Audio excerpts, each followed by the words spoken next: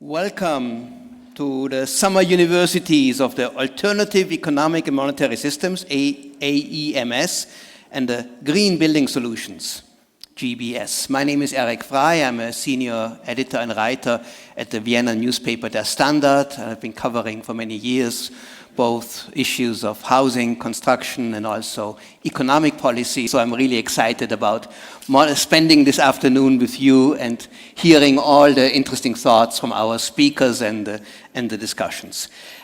These two universities, which have a long tradition here in Vienna, they are going back now for well over a decade, are supported by the OEAD Student Housing Corporation, the University of Natural Resources and Life Sciences, a very long name. In Vienna, everyone knows them only as the BOKU. The Technical University of Vienna, which we are in today. This is their dome hall. It's not a flipped up ship as it feels, but it's a fantastic place. And also other academic institutions. As you can see, this institution, this event could not take place without the help of a lot of partners, a lot of networking, a lot of support from many different sides. The topic this year is more topical than ever. Building for the future, or building the future, moving toward a more sustainable world. And I think a hot day like today in Vienna, it was used to be very rare in previous decades, but totally normal in the Vienna summers of these days, offers just a perfect frame for such a discussion and for all the material and courses and issues that you're going to deal with in the coming weeks. There are 112 participants from 43 countries in these two summer universities, and we also welcome other guests who are here today, who just came to listen, because this is an open event, and we also have a live stream. So there are some on the live stream, and I also want to say hello to you. You don't feel excluded. You are also part of this. This live stream is also going to be recorded, so you can always listen to it later on if you miss any part or want to have something repeated. This should also not just be straightforward lectures and listening, but you also have a chance to ask questions in the discussion that we will have after the break. You can either just raise your hand and ask a question then, or we have the system Slido, which allows you to type in the question if you don't want to speak, or also for those people on the live stream, you can also get involved by using Slido to put in your question. This is the app Slido Do, Summer University. I don't know whether you can just take the photo of this QR code. If it works, then you have it automatically. I would like to start now with some of the partners of the universities would like to say a few short words and welcome you and also explain why they are supporting this just wonderful project. And I would like to start with Peter Ertl. He's the Vice Rector for Research, Innovation and International Affairs at the TU Vienna, so he's also our host here this afternoon.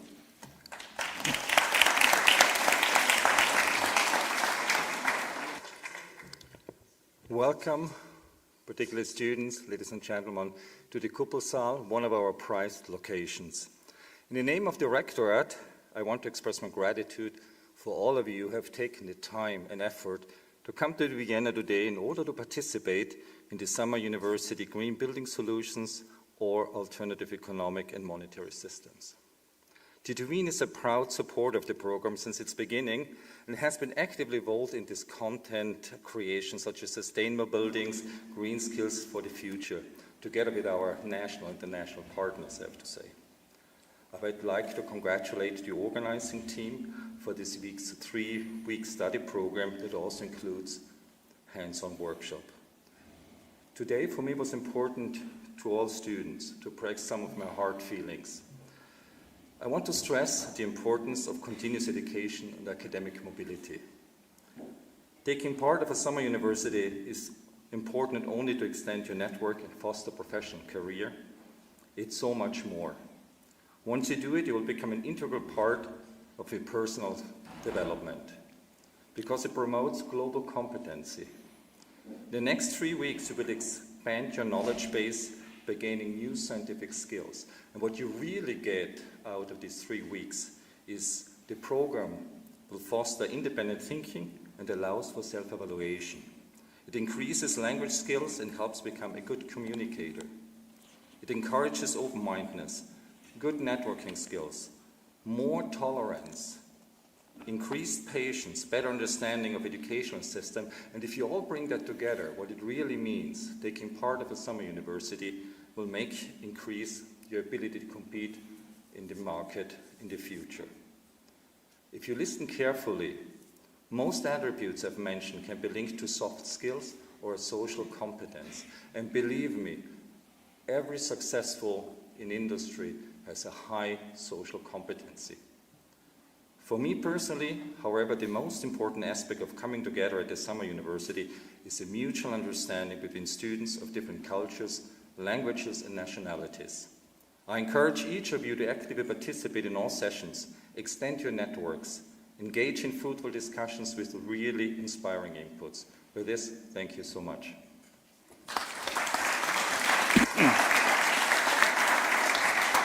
I will now ask Sabine Kamil, who is from the Ministry of, Climate Protection, Environment, Energy, Mobility, Innovation and Technology, which is, as you can see here from the name, a really important ministry. And Sabine is in charge of energy efficiency and heating. Please.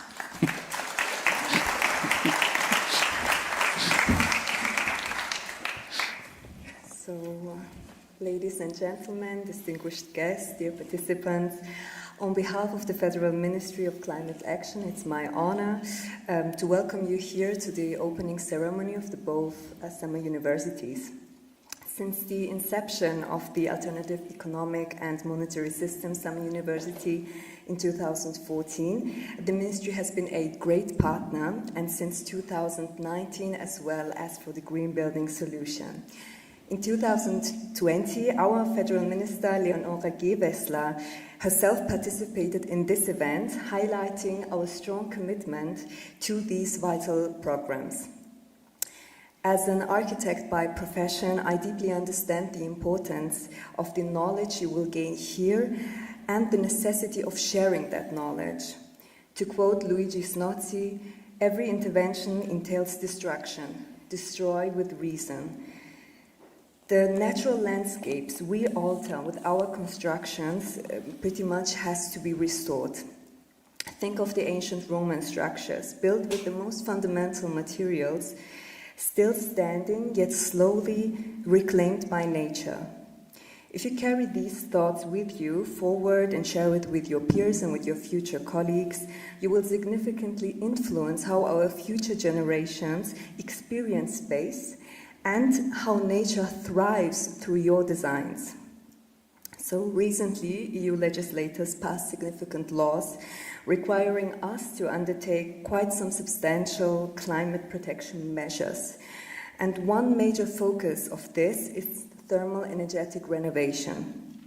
So for years, the Ministry for Climate Action has allocated quite considerable funding to support private individuals as well as businesses in sustainable renovation efforts.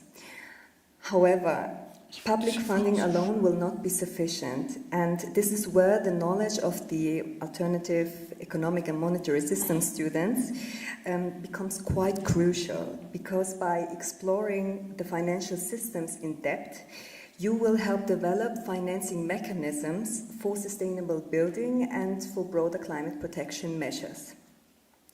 So the focus in the coming years will be heavily on renovation, and therefore I encourage you to concentrate on how to work with existing structures in your designs. Explore the concept of space as a self-regulating entity, as an as not merely in smart buildings, but rather through the ingenuity of the people designing them. And by that I mean aim to create spaces that require minimal additional energy input and ensure that this minimal energy input is generated through innovations in renewable energy within buildings. So basically be realistic but also visionary in your approach. And in conclusion, I can tell you that I'm quite thrilled that you've chosen to spend your summer learning and growing. I can assure you that your efforts will be worthwhile. And until then, thank you very much. And I wish you all an inspiring and a productive summer university experience. Thank you. I will now ask Günther Jelitschka. He's the CEO of the OEAD Student Housing, who has been a key supporter of these summer universities, I think, right from the start. Yeah, good afternoon, ladies and gentlemen. It's a great pleasure that you are all here. I will start my presentation with some facts and figures. The ÖAD is a 100% subsidiary of the ÖAD, and what is very essential for us, we are a non-profit company.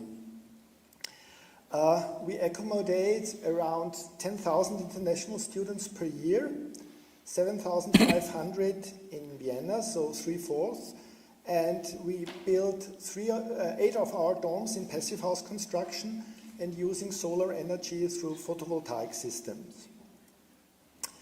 This was a very unique project. It's Molkereistraße. It was finished in 2005. A couple of your students will stay there right now. And it was at that time the first student dorm in passive house construction in the world. And we are still very happy with the house. Another example in Leoben. It was built for the Montagne University in Leoben. It's nearly everything in wooden construction, and we got a lot of prizes for this house, as well as for Molkereistraße. Here you see how it looks inside. It looks more like a hotel than a student dorm. We have very high quality, a lot in wooden construction, and we accommodate around 200 students there for the Montagne University. It's in Styria. Yeah, why you or we are here? Well, there is nothing more powerful than an idea whose time has come. And we think the time has come, and you will participate now for 3 weeks here in Vienna, and we are looking forward for your ideas, and we will present you also our ideas how to fight climate change. As you see, I like aphorisms or sayings. Here is one, I think, very good saying by Wilhelm von Humboldt. In German it's called, bilde dich selbst und dann wirke auf andere durch das, was du bist. In English it's enlighten yourself and then affect others by what you are. And I think that's also the idea of the 2 summer universities. Well, we have a lot of problems, you know, and we will concentrate more by our summer universities to the solutions. We will show you some of the problems, but in fact the idea of the summer universities is to show you our solutions, but we would also be very interested to see what your solutions maybe are. Just an example what we will present at the Alternative Economic and Monetary System. It's just a question to you or to the audience. What the Austrian public debt now is $360 billion. Euros, sorry. What do you think? How much of this debt is interest and compound interest? Do you think it's 10%, 30%, 50% or more? Any guess by you? More. Yeah, you're right. It's 85%. So if governments, it's the same in the UK, in the US, in France, wherever, that nearly up to 90% of the debt is just interest and compound interest. So you see what the real problems are. And there are solutions. Well, another very interesting saying 100 years ago by Henry Ford, it's well enough that people of the nation do not understand our banking and monetary system, for if they did, I believe there would be a revolution before tomorrow morning. He knows perfectly well at that time how the financial and monetary system works, and nothing has changed in principle since that days. Well, one thing which is one of, I think, the best ideas I've seen in these 11 years of AEMS is the idea of Vollgeld. You will hear a lot of it by the presentations. In English it's called sovereign money or positive money. Just to give you an example, what are the advantages of Vollgeld? There is nearly no problem with interest and compound interest. The economy no longer has to grow, can grow, but it has no longer to grow. Money creation is only by the national bank. Currently 90% is created by private banks. And also not so unimportant, money at your bank account is 100% secure. Well, here you see Margaret Thatcher. Now in England a lot has changed because the Labour government is now in charge. She said in the 80s there is no alternative. And we changed that, there is no alternative for alternatives. And that's what we try to present at our summer universities. Well, here is a game, I think everyone knows it. It's called Monopoly in English. In German it's called das kaufmännische Talent. And we played it very often. I played it with my children. And what is really interesting at the end, there is only one who wins, and all the others are indebted, and they go bankrupt. And in fact, it's like our system works right now. Also, a very nice saying, which I like very much, by Bob Kennedy. He was assassinated like his brothers, and he said to the universities, or to the idea of the university, or to think about what's going wrong in our system. It was a saying from the 60s. If your colleges and universities do not breed students who riot, who rebel, who attack life with all useful vision and vigor, then there is something wrong with our colleges. The more riots that come out of our college campuses, the better the world for tomorrow. And I think students have to be very critical, and that's, I think, very important in our days. Yeah, last but not least, what I will suggest you, come on, start now, be courageous, zack, zack, zack, and be clever. Thank you.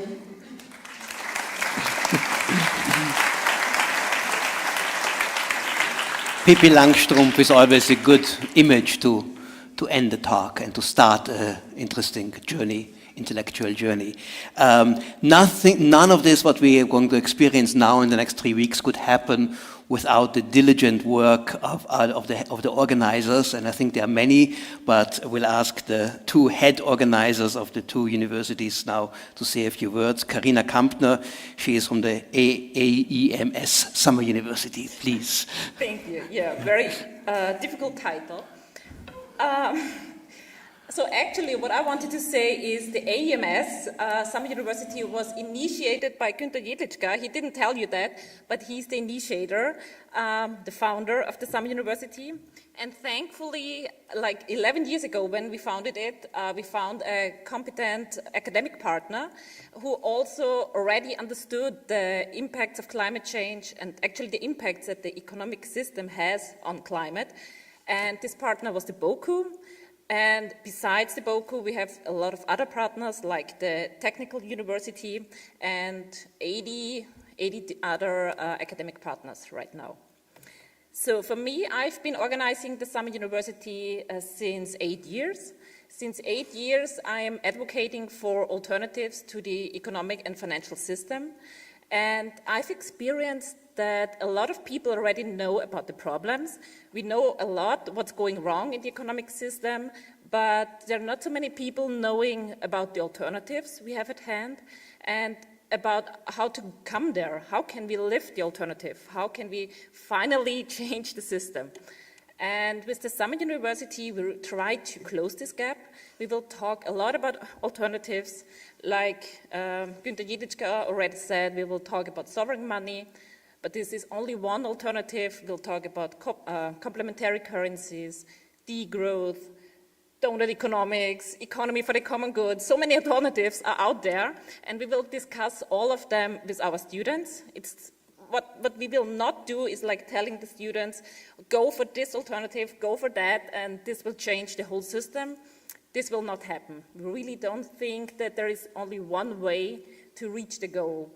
And our goal is a good life for all within the planetary boundaries. Yeah, this year we will welcome 52 students from 27 countries. We have a student from Mexico, we have several students from China, and I'm looking into the audience if I can spot them. Several students from the US, so the students are really coming from all over the world. And we are having 3 intensive weeks ahead of us. We want really, we don't only want to discuss and talk about the alternatives, but we want to connect and share with the students. So for us, it's also important what they already know and what they bring to the classroom. And organizing these 3 intensive weeks would not be possible without the help of others. And I really want to name Petra Isep. She's sitting over there. She's just a very valuable part of the Summer University. We organize it together since 6 years or something, 7 years. And we also have 4 tutors this year, and I would like to ask you to stand up, Petra and the tutors. Magdalena, yeah, thank you. Sophie, Florian and Nina. Yes. Florian and Nina? Yes. These are the helping hands. They will guide you, like our students, through the summer program, and they'll make sure that you have everything you need, and yeah, and you just be happy. Thank you. And last but not least, I'd like to thank our students for the willingness to dive deeper, to get to know more about climate change, about climate action, about system change. And yeah, I just want to wish you have fun in Vienna, have fun with the Summer University, and enjoy your time here.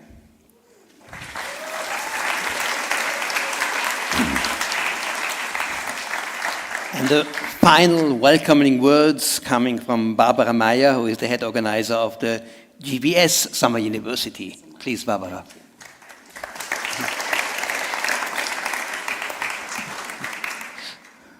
Welcome, ladies and gentlemen, on my behalf. My name is Barbara. I'm the head organizer of the Green Building Solutions since 10 years already.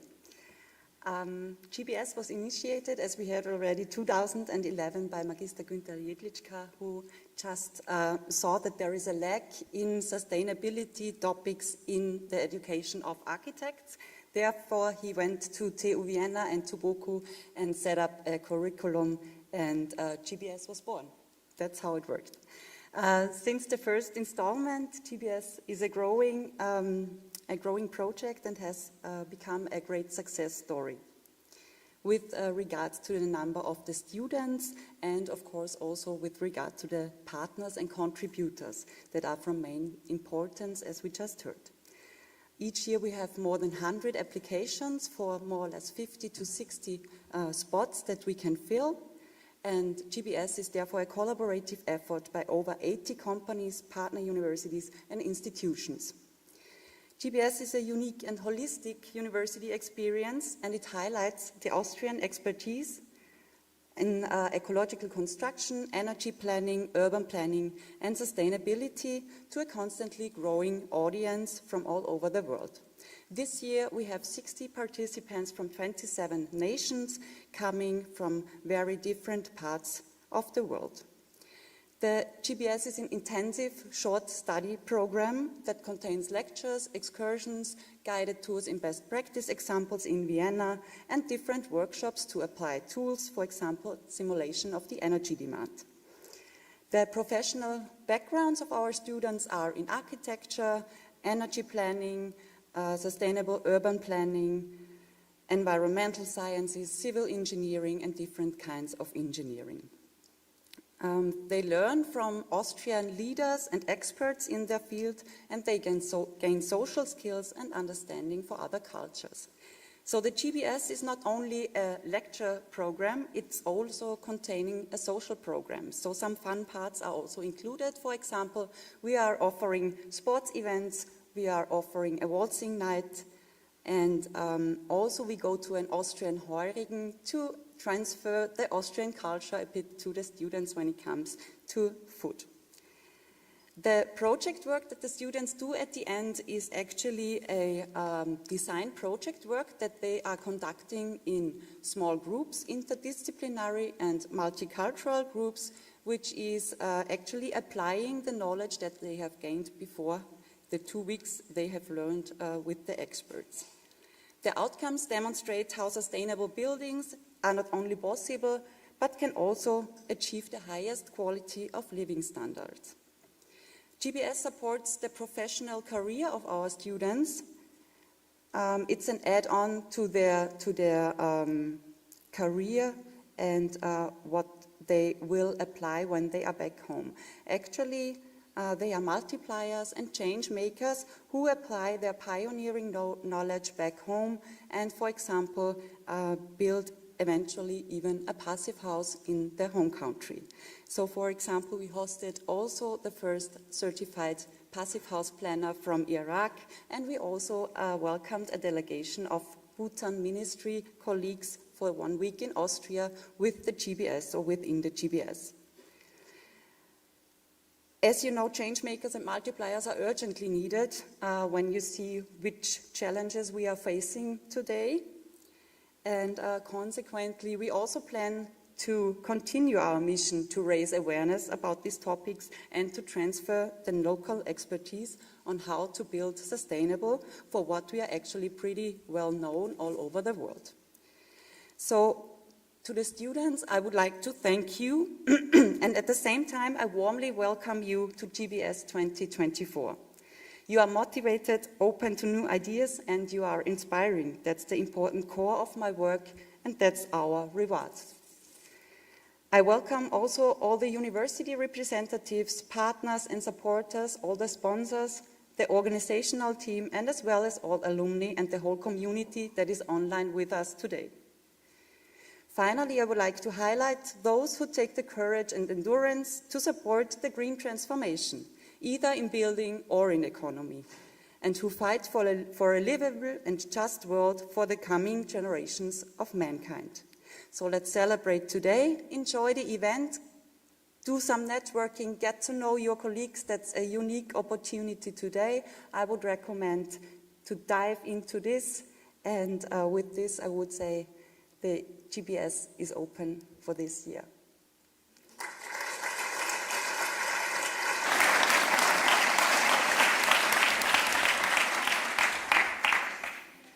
Last but not least, I have another honor. So we are celebrating our 1,000th participants at the GBS and AEMS this year. So for this, I would like to ask again for applause for Colby Fang from Canada. I would like to get him on stage.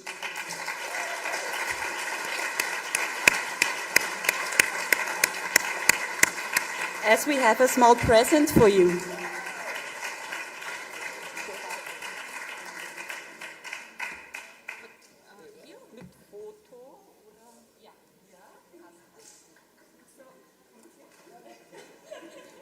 Congratulations. This is some things from Austria. Have a try. I hope you like them. You're welcome.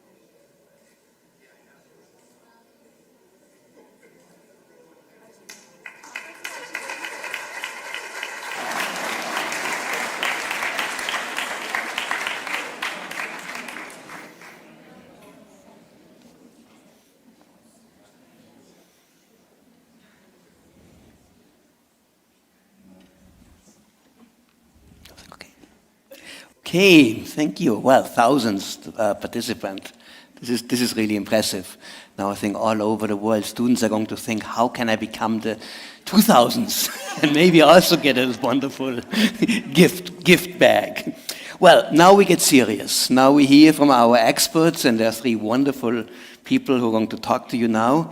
I'm going to just introduce them now very quickly, and then ask them one after the other to come out and talk. The first one is Keywan Riahi.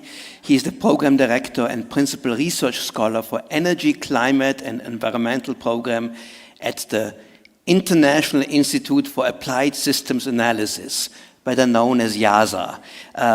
IIASA is one of the best kept secrets in Austria. A fascinating research institute just outside Vienna in an imperial palace with a beautiful park.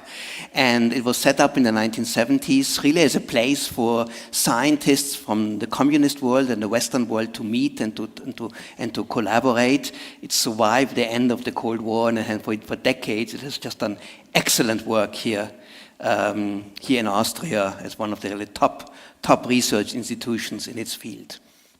We also have Doris Österreicher. She's a lecturer also at the University of Stuttgart.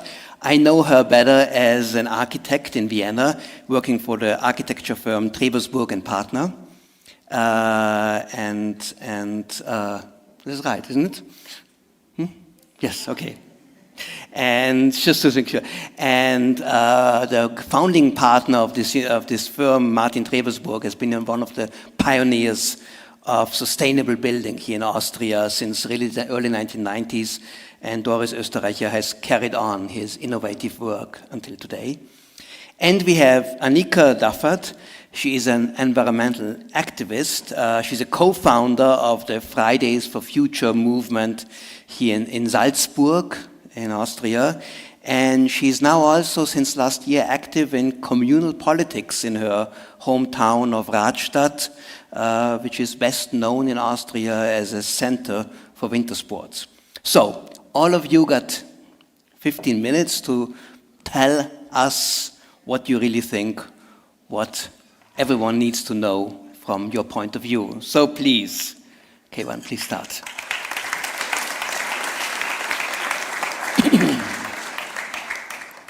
Yeah, so first of all, thanks a lot for the kind introduction. It's a big pleasure to be here today and also to learn a little bit about the curriculum of the students. I think it's really timely and it's really a fascinating summer university that you have here. One almost wishes to be a student again if I think about the topics that you're learning about. I want to talk a little bit about sustainability transformations. My field is energy and climate. It has been mentioned before. I work a lot for the Intergovernmental Panel on Climate Change, which is the research organization that assesses climate in a periodic way. And so my focus will be a little bit climate and transformation pathways to tackle the climate problem. Before going there, let me start perhaps with a small video here. Basically, we know from the last IPCC report that climate change is accelerating. We also see that its impact is getting larger and larger. At the left-hand side of this figure, you can see the climate change that we have observed in the past. And on the right-hand side, you can see a movie about two different scenarios which are compared here from the last report of the Intergovernmental Panel on Climate Change, which came out in 2022. And on the left-hand side, you can see the changing climate for a century, basically in a scenario where we managed to reduce emissions forcefully and basically reduce the warming that can be expected. And on the right-hand side, you can see how warming is changing in the high-end scenarios of the IPCC, those where basically we won't see any progress on climate policies and emissions will continue to grow. And as you can imagine, and now I jumped back again, that the difference between those two scenarios is very big. And very often I hear about, we can't do anything about climate change. Yeah? Actually, it's our choice whether we end up on the left side or whether we end up on the right-hand side. So we need to find solutions to reduce greenhouse gas emissions as quickly as possible. And in order to do this, what we need to do is, the only way to stop climate change is to bring down greenhouse gas emissions, and particularly CO2 emissions, to net zero at the global level. Don't be worried, that doesn't mean that every activity on this planet needs to be brought down to net zero emissions. There will be some sectors where this is very difficult. Food sector, for example, will continue to have emissions, and those positive emissions in those sectors need to be offset by the planetary sink, so anthropogenic negative emissions that we can create. And at the end, we need to find a solution where the remaining positive CO2 emissions are offset by negative emissions that we can generate in our society. The easiest way to generate negative emissions is to plant a tree. So afforestation is actually taking a lot of CO2 already out of the atmosphere. And we need to enhance that thing, but there are also various different other approaches where we can actually also technologically take CO2 out of the atmosphere. I will not focus on that. So are we on track for this type of pathway that you see on the left-hand side? There is actually an assessment that is made basically every year and is updated, which looks actually what different countries have pledged in order to get to net zero. So if you want to get globally to net zero, countries need to take action and need to have targets. And the good news here is that 90% of all the emissions on this planet are from countries which have a net zero target somewhere between 2050 and 2070. So many countries have recognized that we need to take action, and only 10% of the emissions are left. The bad news here is that most of these pledges by the countries, only 7% of those are credible. Credible is a pledge where you have some sort of legislation on the ground to achieve that target.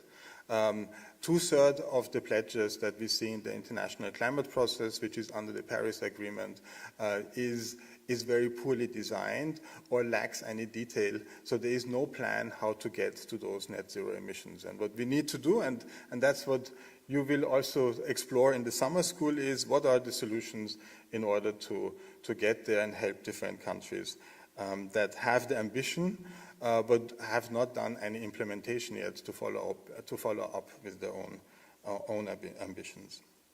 And I would say, if you look at the scientific literature, there are two different perspectives how we achieve this transformation. The conventional perspective to limit warming, for example, to 1.5 degrees, which is the goal of the Paris Agreement, is the conventional perspective is that there's a lot of inertia in technological and in policy systems, because you need to scale up a huge new supply side, and because supply side changes, infrastructure changes are very slow and require also lots of policy decisions. This change is basically relatively slow. We will overshoot the targets, and once we have overshot the targets, we need to take CO2 later on out of the atmosphere, even have net negative emissions to compensate for that overshoot. So we go to a peak and bring temperatures back. Many scenarios in the literature show you how to do this. I think the main problem of this solution is that it banks on technologies that we don't know whether they scale at the moment. So there is a huge risk in this that we might not be able actually to come back after we have overshot the target. So that's why it's important to think about how can we accelerate the transformation. And there is a new generation of different pathways out there which are studied in various different areas. And the main ingredients of that is to limit energy demand so that we can limit the size of the system, and basically accelerate the transformation through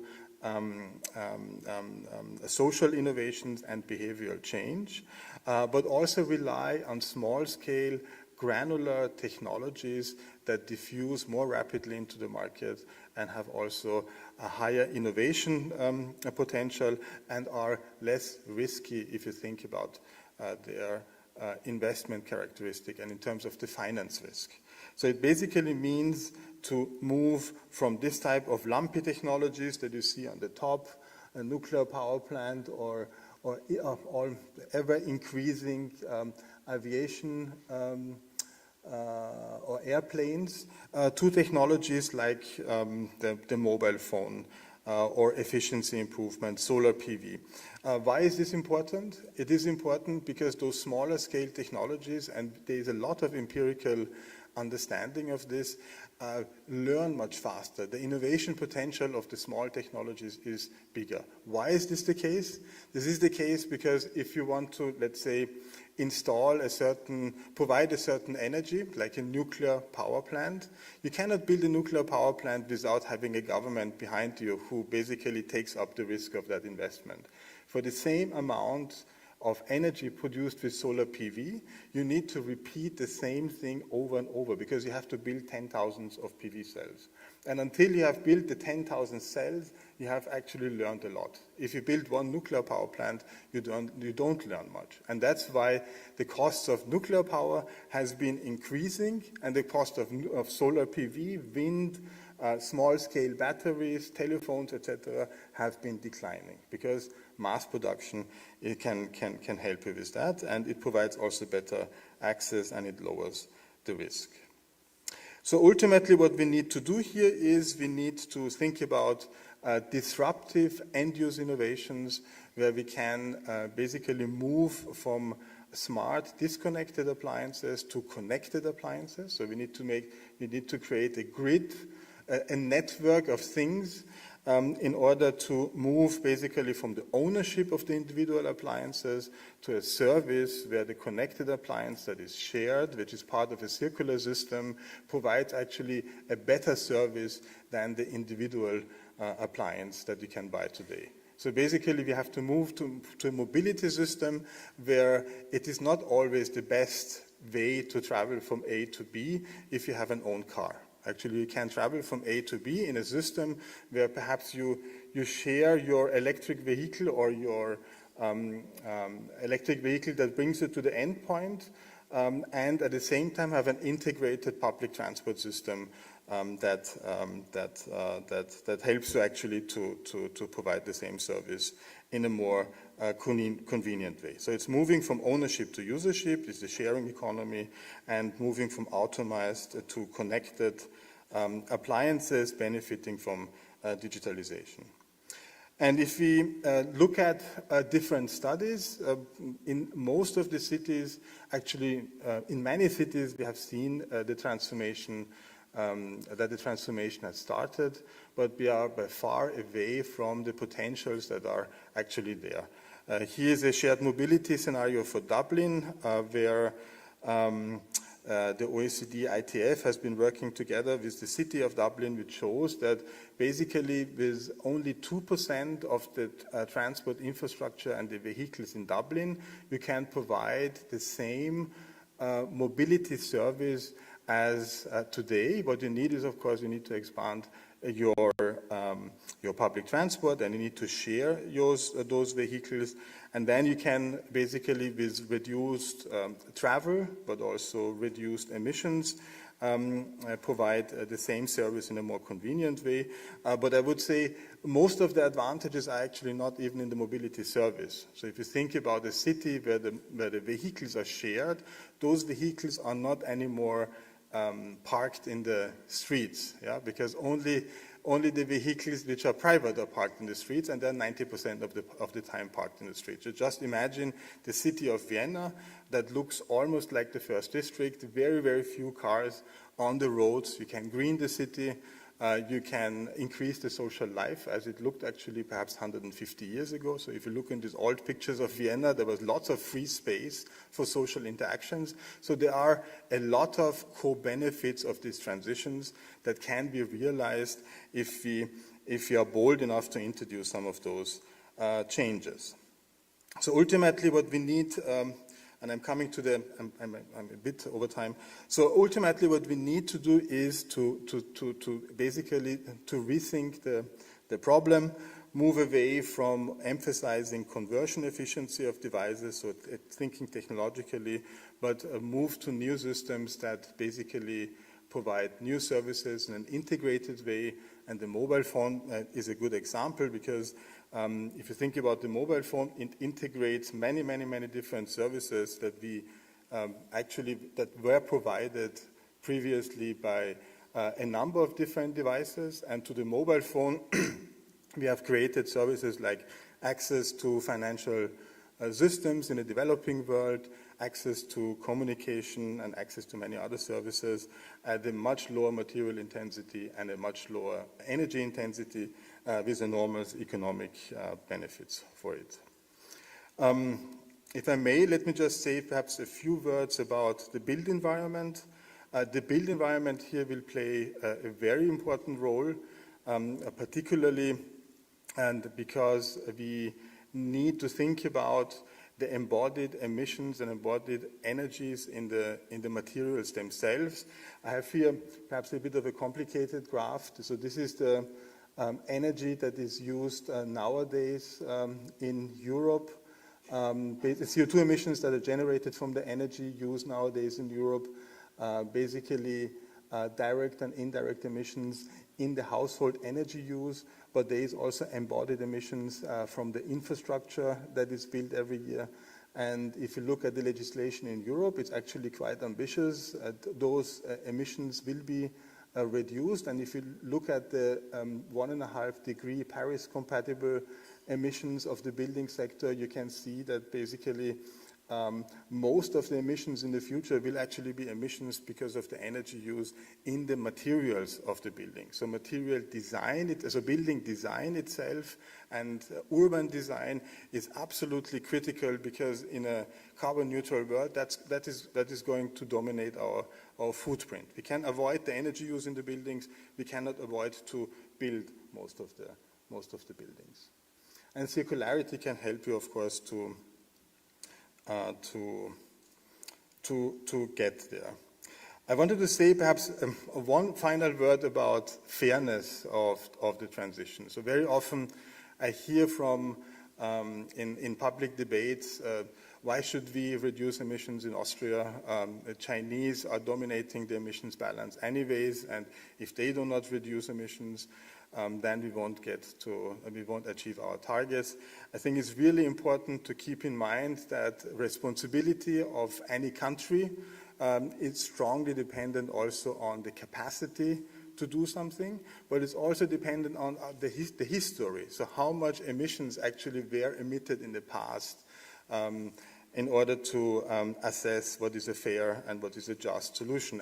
And this is one of the main reasons why the international negotiations are so tough, because the perspective of whether we should only focus on the future or we should also focus on the past is of course dependent on where you are in the justice space. And one way of looking at it, and this is going to become more and more important, is that if you think about the historical emissions here, let's say of a country, this is actually the global one, you have different options of reduce emissions to zero in your country, and depending on how stringent the actions in the future are, the more you will have a certain responsibility of the problem or not. And we developed this carbon debt concept, which is now also discussed internationally. And I want to show you, for example, what does it mean for a region like Latin America. So if Latin America basically decides to go to net zero at 2040, almost impossible, nobody is planning to do that. Actually, Latin America will have no carbon debt. It will have carbon credit, so it will be a very, very fair solution.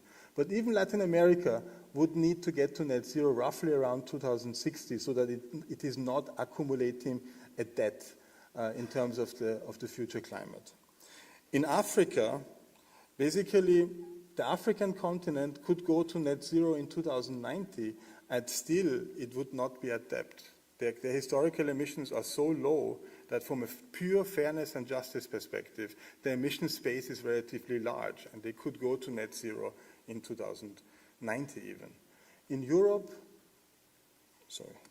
In Europe, basically, the situation is like this, that even if we go to net zero in 2040 or 2050, we are already in a situation where we have a carbon debt.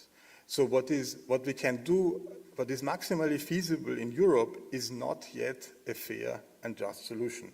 So in addition to, for us to go to net zero, we need to think also about how can we help others? Can we find solutions to take CO2 out of the atmosphere so that we internationally create a momentum and get other countries on board which perceive to not have caused this problem? Thank you.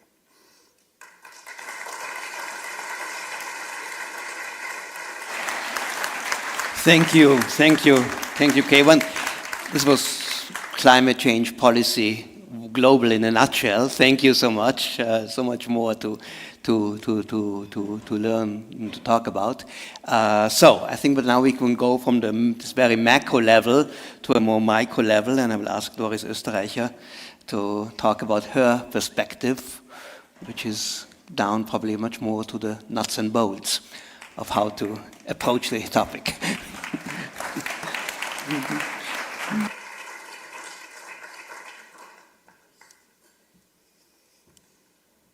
Yeah, thanks for the invite. Some of you have heard me already this morning, so I try not to repeat. So buildings for the future. I'm an architect, so we're coming at a sort of lower level or a smaller level of that. I work a lot with buildings, but also districts. So thinking not just on the building side, but also beyond the building as such. So we already set the framework a little bit, the sort of why, if it works. I have the same issue as this morning, okay? Let's try again. This is it. Sorry. This doesn't work. Okay.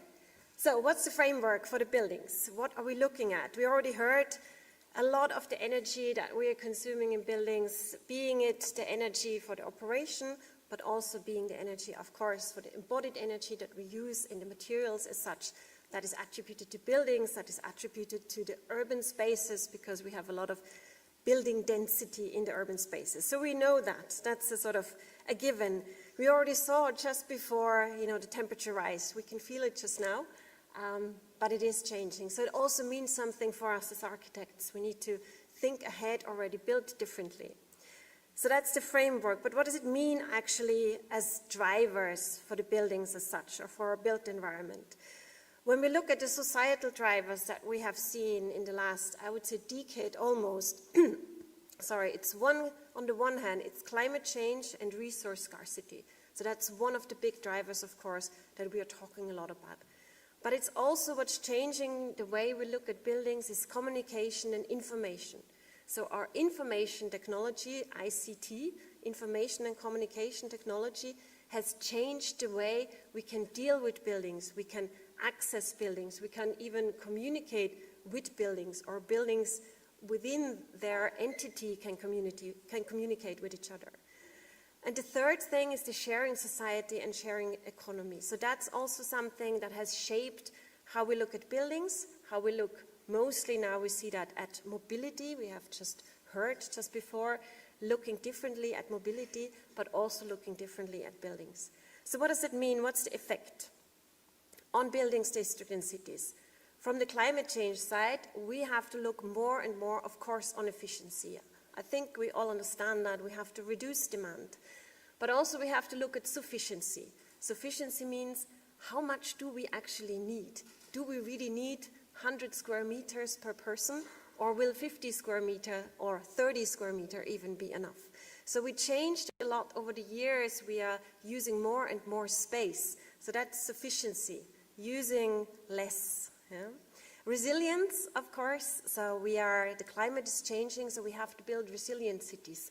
For example, we cannot build dwellings anymore and not in our latitude and not consider how we deal with them in the summer times. This hasn't been an issue, for example, in our region, Central Europe. Summertime hasn't been an issue in buildings so much in the last, I would say, 20, 30 years. But now it's becoming more and more of an issue that we need to deal with overheating, that we need to deal with cooling in buildings. So buildings need to be resilient. And of course, the life cycle thinking. We've already heard that. The dissolution, the second part of sort of the ICT part, the dissolution of sectoral borders means that we actually can connect buildings and systems more easily. So we can access the buildings, remotely access them, remotely access their building energy systems, and can control them. And that's helpful for us, and I'll explain what I mean by that. So we are kind of having a dissolution of the sectoral borders, of the spatial borders, but also the temporal borders. And that's good in a sense, because we can use energy more efficiently. And then the last part, the sort of sharing society and sharing economy, is really this sort of multifunctionality, that we can use one space for different uses, or one space can be used by different people. I don't have to own this space. I can share it with other people, like we share our tools or we share mobility. And also the buildings become more flexible. So when we build buildings now, we already want to think ahead. What could we do with that building in the future? And is that even needed in the future? Do we need that type of building? Or can we already build something now that can be changed in the future? So these are all the effects that we see from this framework conditions. And the question is, what's the city of the future? And I talked about a little bit about this in the lecture this morning. What's the future? Where would you rather live, right? In this beautiful, green, renewable, very cool designed space that's outside and it's completely new and it has all this sort of, all the things we want. It's plus energy and yeah, it fulfills everything that we're talking about. But what about the other end? What about the existing structure? So who's going to live there to the right and who's going to live to the left? And is that really the vision that we want to have for our cities? Is that what we want to aim for, that we want to go for, that we have this sort of visionary example? So our cities look like this maybe, you know, that's Mexico City, different, not that green maybe, not that renewable, but still that uses probably less energy than what we could even think about. Or our buildings look like this, you know, they're dense and, you know, a lot of people live on one single space and they have to share a lot of space. And this is where you are currently. So cities also look like this and they look like this. So we have a lot of old structure. So this is actually the real issue that we have to deal with. So it's existing. It might not be so sexy, you know, as the new and green and flashy and everything. And I know there are a lot of architects here that will say, well, you know, why? But actually, this is really the hard work, and this is really the goal that we want to achieve. We want to look at the existing buildings, key issue. So I want to give you kind of 3 messages or 3 things that I think what we need to aim for in construction, in building, in planning. So that's the how, so to speak. We want to reclaim the land.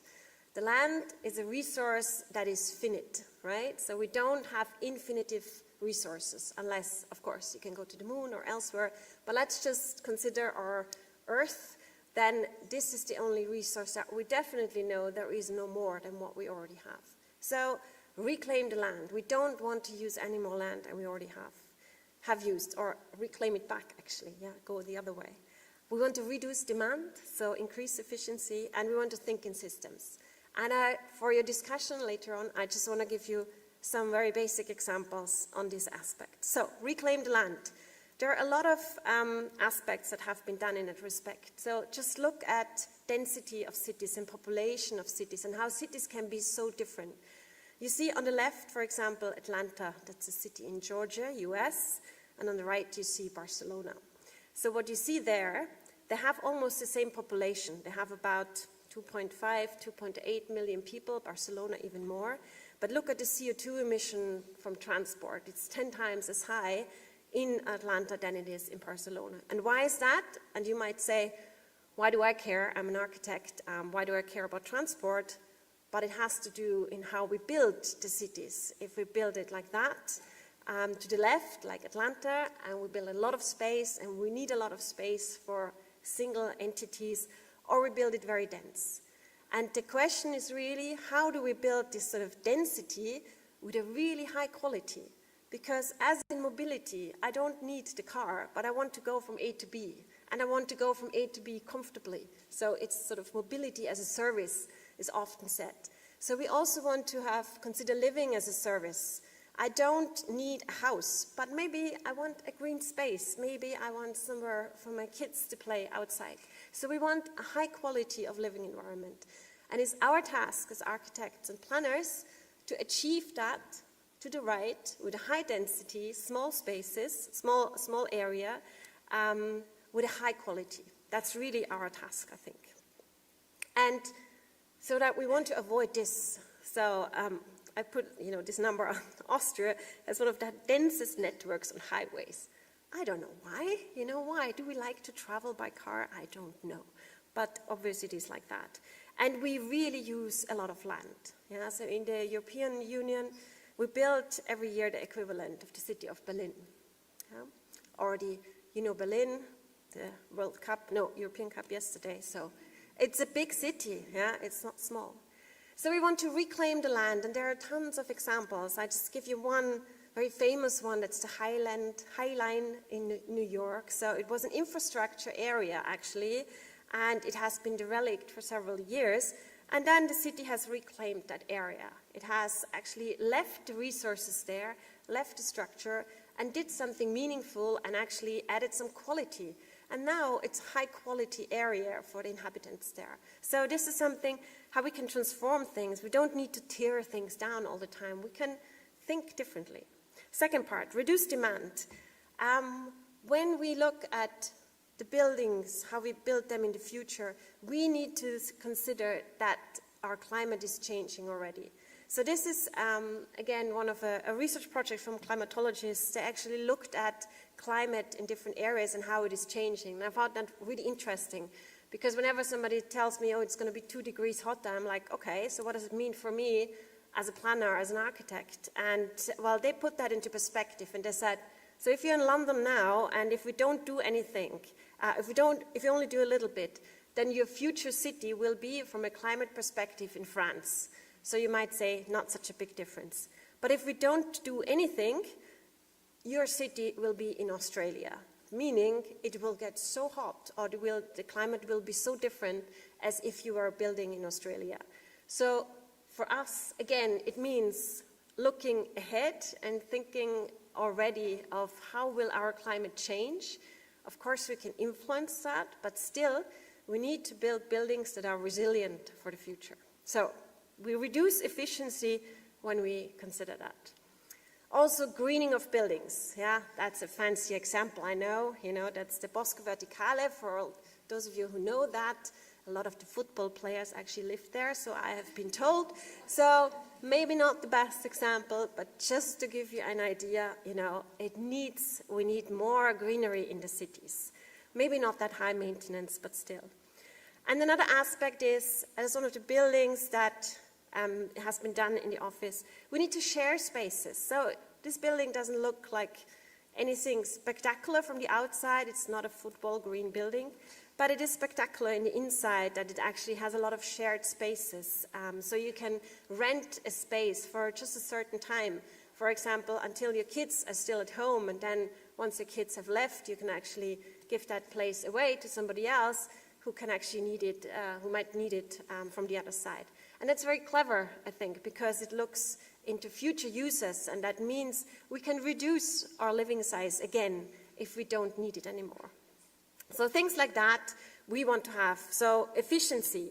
And that's a very famous example from architects Lacaton and Vassal. They have refurbished a social housing estate. If I ask you now, if you don't know that building and say, when has it been built? You would probably say recently. And then you look at this image and you say, well, actually, it has been built a long time ago. It's a social housing project. And why is that so great? Because they have added so much to that building. They have added quality. So it's not just efficiency, energy efficiency. They have added quality of life. And they said, never demolish, never remove or replace, always add, transform and reuse. And I think that's a very, very nice saying. So lastly, what we also want to look at is thinking systems. We've already heard before, circularity, very important. We want to think in a system. We are not remote here. We don't live on an island. We don't live in a hut somewhere in the mountains. We live in a city. Most of us probably do. There's a lot of connections in many ways, in terms of infrastructure, in terms of mobility, in terms of networks. So we want to use that more. We already know we are connected by electricity networks. But we also look at different systems now. We want to look at different entities. So the component entity, which is like the smallest one, then the building entity, then the district, and then the city. And everything informs the other. So the city informs the district, informs the building, and the other way around. So we want to look at these interconnections, not just the building as such. So whenever you build something in the future, you future planners and architects, don't just think about your own building. Think beyond your building. Think, how can you connect it? How can you make it beneficial for more than just your own entity, for the district, for the city? What can you give back? And I think that's very important. So it's not just about the networks, the electricity networks, but it's very much also about the heating networks. We want to be much more connected on the heating side or on the cooling side or on the thermal side, let's put it that way. So again, I give you an example. This is from a project that has just been built in the city of Vienna from an office.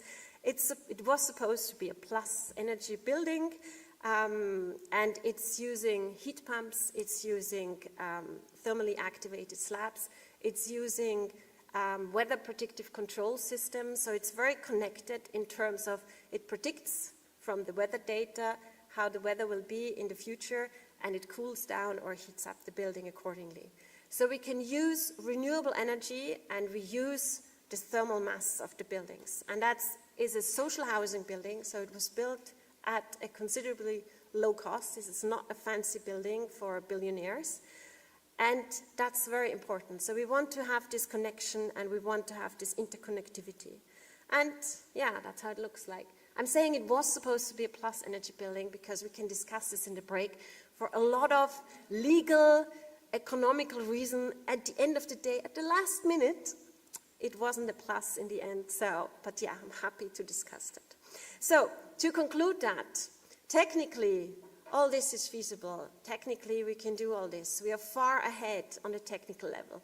What we're missing now, and that's why I think this program is also so great, is the legal framework, is the new economic system that we are actually having, where we share energy, where we are all energy providers, and not just one big state energy player.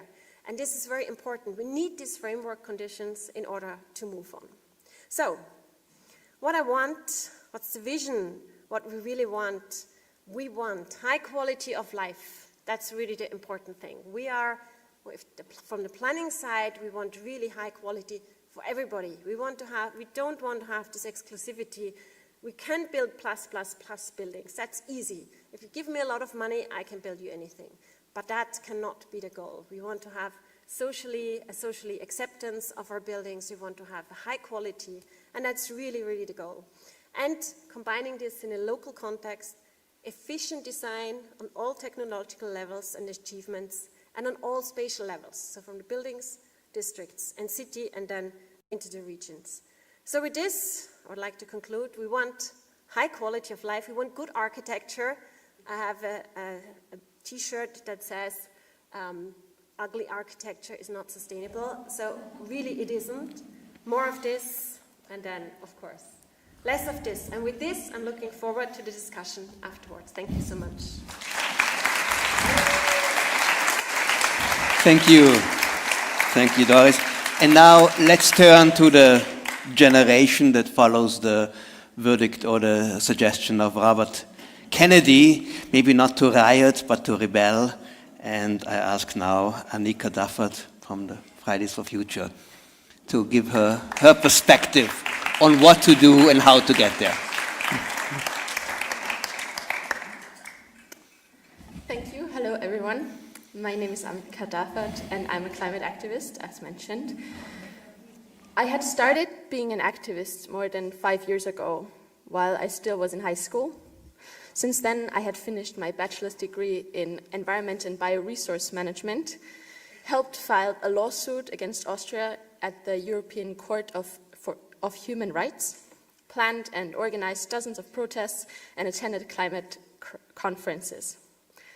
So I'm not an architect, sadly, and neither an economist. That's why today I will tell you a bit about my activism as of late. Before I begin, I want to ask you all a question. Please answer honestly, we don't judge here. Who of you uses TikTok? Yeah, don't be shy. Okay, very well. I had also prepared a speech that was not as focused on this particular platform, in case no one here even knows it, but we'll come back to that. So let's start at the beginning. I assume that as well-educated young people, you all know how big of an issue the climate crisis is and will be. And I assume that you are all aware that there's not enough done about it yet. But did you know that there's a study published in 2023 in which people from 63 countries all over the world were asked if they believe that the climate crisis is a serious threat to humanity and if they believe that the climate crisis even exists. And in every single country, there was a majority of people who said that they believe in the climate crisis and they think it is a threat to humanity. In another study, even a bigger one, published in 2024, it showed that a majority in all of the 125 countries says that we also need more climate action and climate policies. So, in conclusion, we can state that we all agree that the climate crisis is here, we have to tackle it, we need strong climate action, and most people also know that and agree. So now back to the digital space and social media platform I mentioned. I don't know if any of you have ever seen a political video on TikTok or even any other platform. Or even a TikTok or a video that had mentioned the climate crisis. For those of you that haven't, I can tell you how the experience usually is. You see the video, you think, oh yeah, they're right, the climate crisis is horrible, we should really do something, and then you go to the comment section. And it's full of climate crisis deniers, full of people criminalizing climate activists, leaving hateful and degrading comments. And they're almost always in the majority. So on one hand, we can be glad that the majority of people in the real world don't think like that, but young people spend more and more time on these platforms, especially on TikTok. And if the only thing you ever see is people saying that the climate crisis is fake and we don't have it, it's made up by the people in politics, whatever, maybe they'll start believing it too. We with Fridays for Future have done a lot of work in the past couple of years trying to get more recognition to the dangers of the climate crisis. On the streets, campaigning, talking to CEOs, filing lawsuits, talking with politicians. And of course, we had always done a bit of social media as well, on Instagram, on Twitter, back when it still was Twitter, and even Facebook. But TikTok had either seemed like the dancing, lip-syncing kind of platform for children, or a security risk for our data. And that's when right-wing extremists took it over. If you look at the stats of different parties in Austria or Germany, on TikTok especially, the parties with the most views and likes are the AfD, and the FPÖ, which are both right-wing parties. And the loudest opinions on TikToks is in line with these parties. There are former top candidates talking to young men about how to get women, and they say that women only want right-wing men, and say that all feminists are ugly and whatever, you get it. So for young people, you can go as far as saying, if they're watching TikTok, they're seeing the world through the lens of right-wing extremists and are more likely to vote for a right-wing party, which then again is more likely to sabotage any kind of climate action. Of course, apart from doing other terrible or at least not very pleasant thing that right-wing parties would like to do.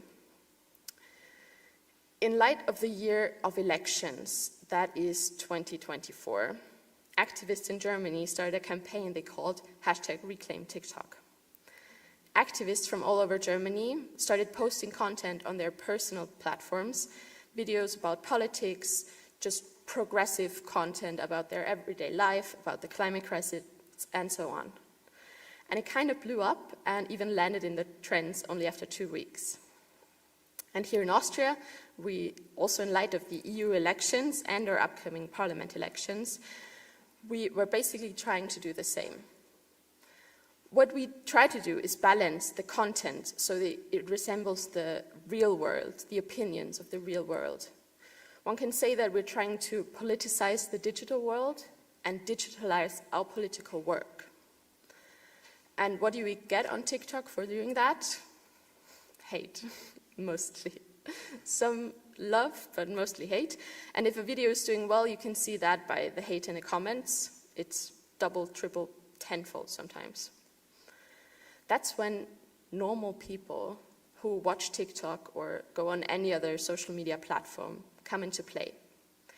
It's very easy to display one's opinion online, but I can say from experience that it takes some getting used to. I never used to comment on anything and like anyone's posts or videos, but now I got into the habit of doing that, and these days I sometimes go even down rabbit holes fighting mostly older men, white men, why we need climate action or feminism. So if there's one thing you can take from my speech with you tonight, I'd like it to be a little nudge, to comment yay or some hearts on posts you like, and drop some facts in posts that don't tell the truth, or report comments that are hateful. And of course, this doesn't only apply to TikTok, but it's maybe most needed there. The digital world is becoming more and more important in our lives. We get our news there, connect with other people, and so on. But it's also a danger, not only personally for every single one of us, but also for society. A platform where everyone can share their thoughts holds a risk for people being radicalized by the far right, if that's the only thing they see and hear. If we can take back, reclaim the digital world, and balance out these facts and opinions on platforms, we might be able to turn around major elections this year. Because if young people see the content of progressive people, if young people are encouraged to go vote, can learn about the climate crisis and other important topics of our time, they're more likely to make a more informed choice at elections. This can lead to more progressive parliaments, governments, companies, institutions, which can then again lead to more climate action. And climate action and good climate policies everywhere are the things that can make lives possible on the whole planet Earth. Not only better, but possible. Therefore, let's all come together in real-life spaces on the streets and in digital spaces and spread the word about a world with leaders that care about people, fight the climate crisis, and protect ecosystems that we need. Let's spread hope for a better future instead of hate for the past and the present. Let's do that all together. Thank you.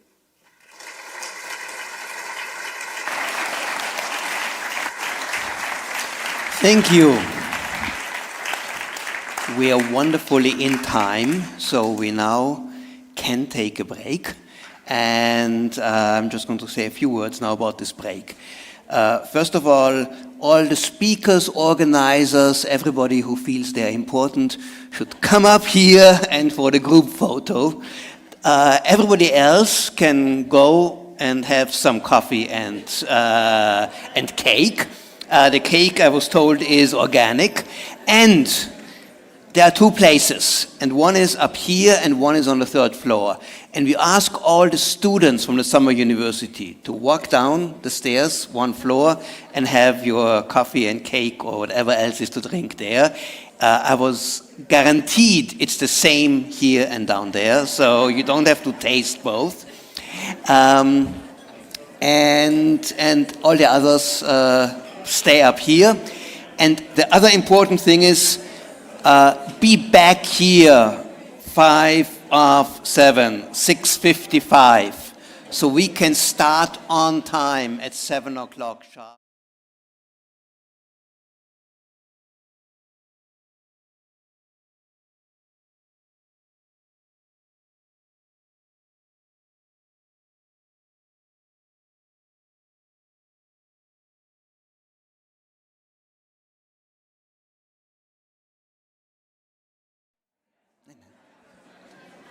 Okay, before we start with the discussion, I only want to introduce you all the students which will cycling on the Saturday to the 30 Passive House projects. To the Passathon, please contact me after the meeting that we can organize all the details. Thank you.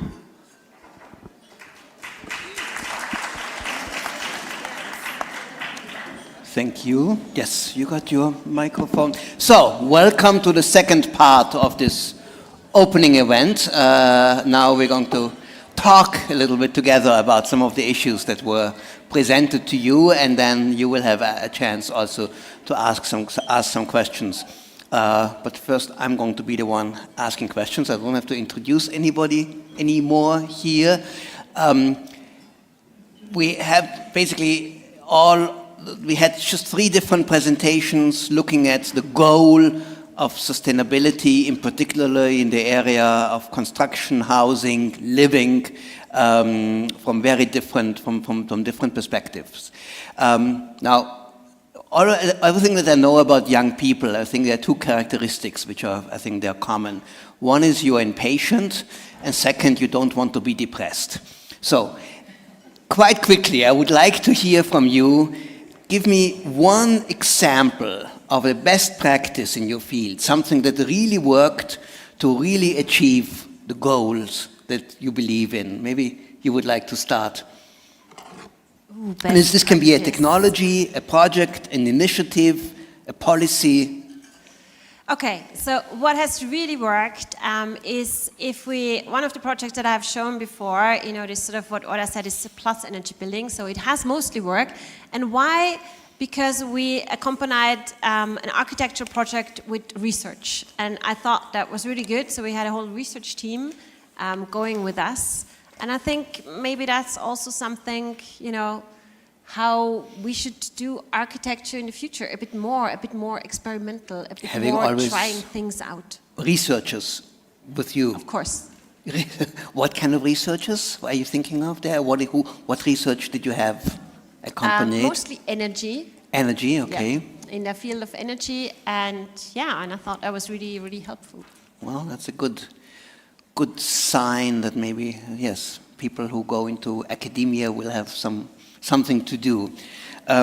Yes, Keywan, from your point of view, it's more on the global policy level. What is the kind of thing that you can, when someone says, okay, don't depress me now, what has actually made a difference?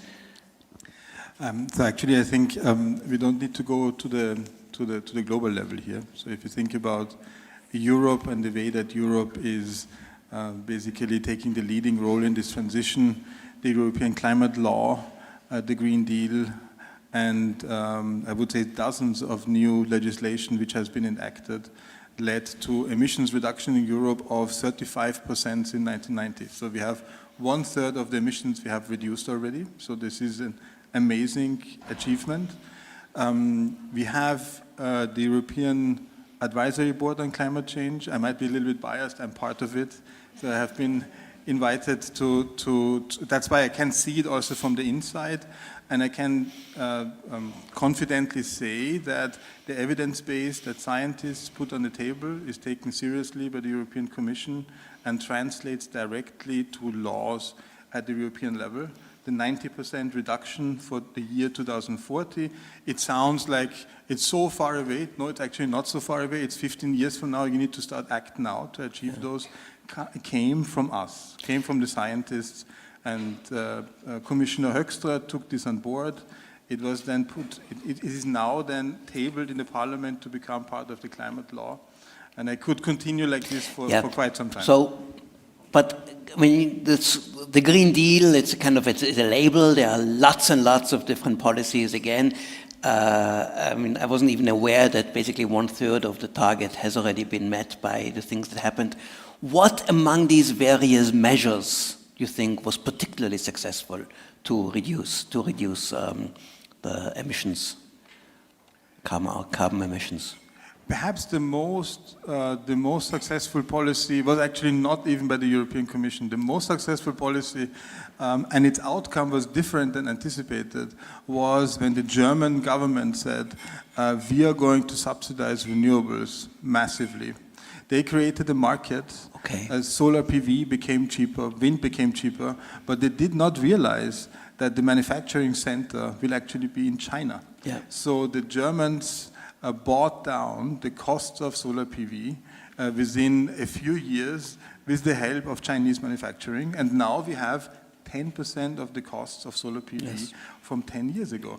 So 10 years ago, 15 years ago, everybody was telling me, this is all too expensive. Yes. Nowadays people tell me, okay, it's cheaper, but we cannot do this, we cannot do that, we cannot do this. You know, but this is a big change. Which is interesting right now, because there's so much debate now about the Chinese threat and the whole plans to put various, also to put now the tariffs on Chinese electric cars, as if this would be anything, as if this would help the fight against climate change. Yeah, we have to see this very critically. So for years we told China, please change your industrial production in a way that it's to the benefits for society. Give us technology which is carbon neutral, which can help us internationally to meet these targets. Now, we are entering an era where the electric vehicle will become much cheaper than the current internal combustion cars that we all drive. Yeah. So, and the question is, do we want to restructure our industry or not? And should we, to which extent, are we relying on critical supply chains and are getting dependent, are basically running into a new dependency? Yes. Because how dependent we are on fossil fuels and how vulnerable we are, we have learned in a very, I would say, dramatic way. Mm-hmm. We don't want to build up a new dependency. I agree to that, yes. But this means to invest into technology and not to build trade walls. These are not helpful for anybody. Anika, I mean, if you're part of a protest movement, you can never be satisfied. But I mean, the last 5 years or so, and since when Fridays for Futures took off and became such an important force, what has made you really happy? What kind of impact did you have where you said, okay, this has really changed and come closer to the goals that you want to achieve? Well, it is true, we're never satisfied, yes. And the sky's the limit. But my answer would have been that the whole movement was the greatest thing. I mean, 5 years ago or 6 years ago, people didn't care about the climate crisis as much as they do now. And the studies I mentioned show that. So I don't know if that's a sufficient answer, but I think the whole movement of people around the world standing up and finding a voice, not only young people, but old people as well, everyone, all generations coming together, standing up and actually making a difference is, I think, the greatest thing. I mean, you certainly had an impact on people's thinking and consciousness and the way how they look at the climate crisis. The question is always, just because they say we care or we are afraid does not mean they actually will support the kind of policies which would be required. So a gap usually opens up between kind of the overall commitments and then the specifics. Well, I think that would be a longer discussion now. Yes. That, for me, is the fault of fossil fuel industries. I mean, I think it was Shell who invented the carbon footprint technology stuff, yeah.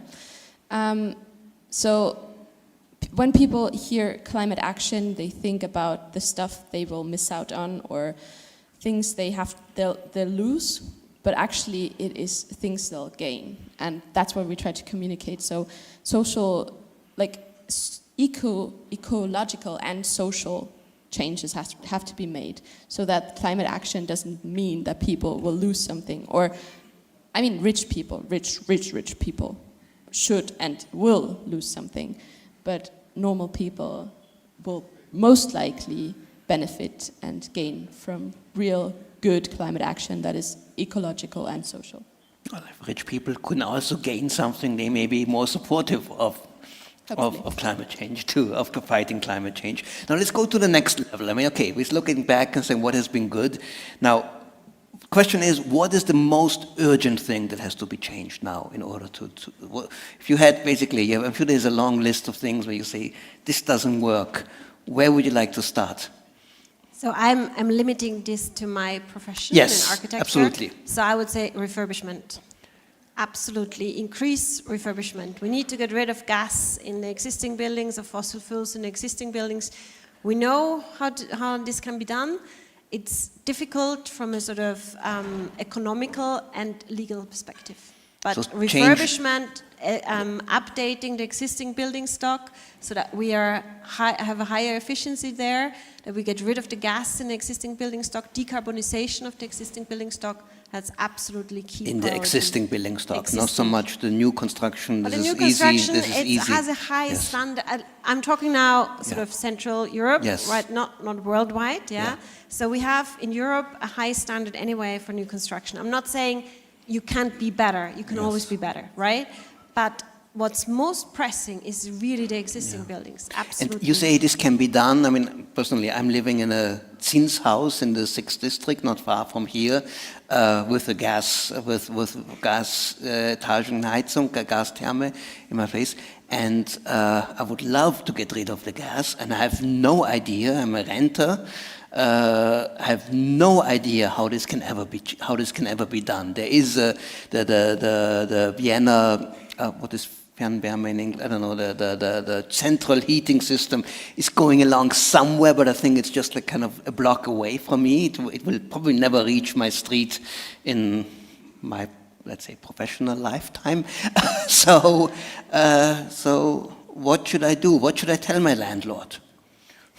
Well, how to be politically correct here. No, don't. The thing is, it's on a technical level, it is challenging, right? Okay. So the pictures that I've shown, existing buildings that have, where you just don't want to put the insulation on the outside. Of course you don't.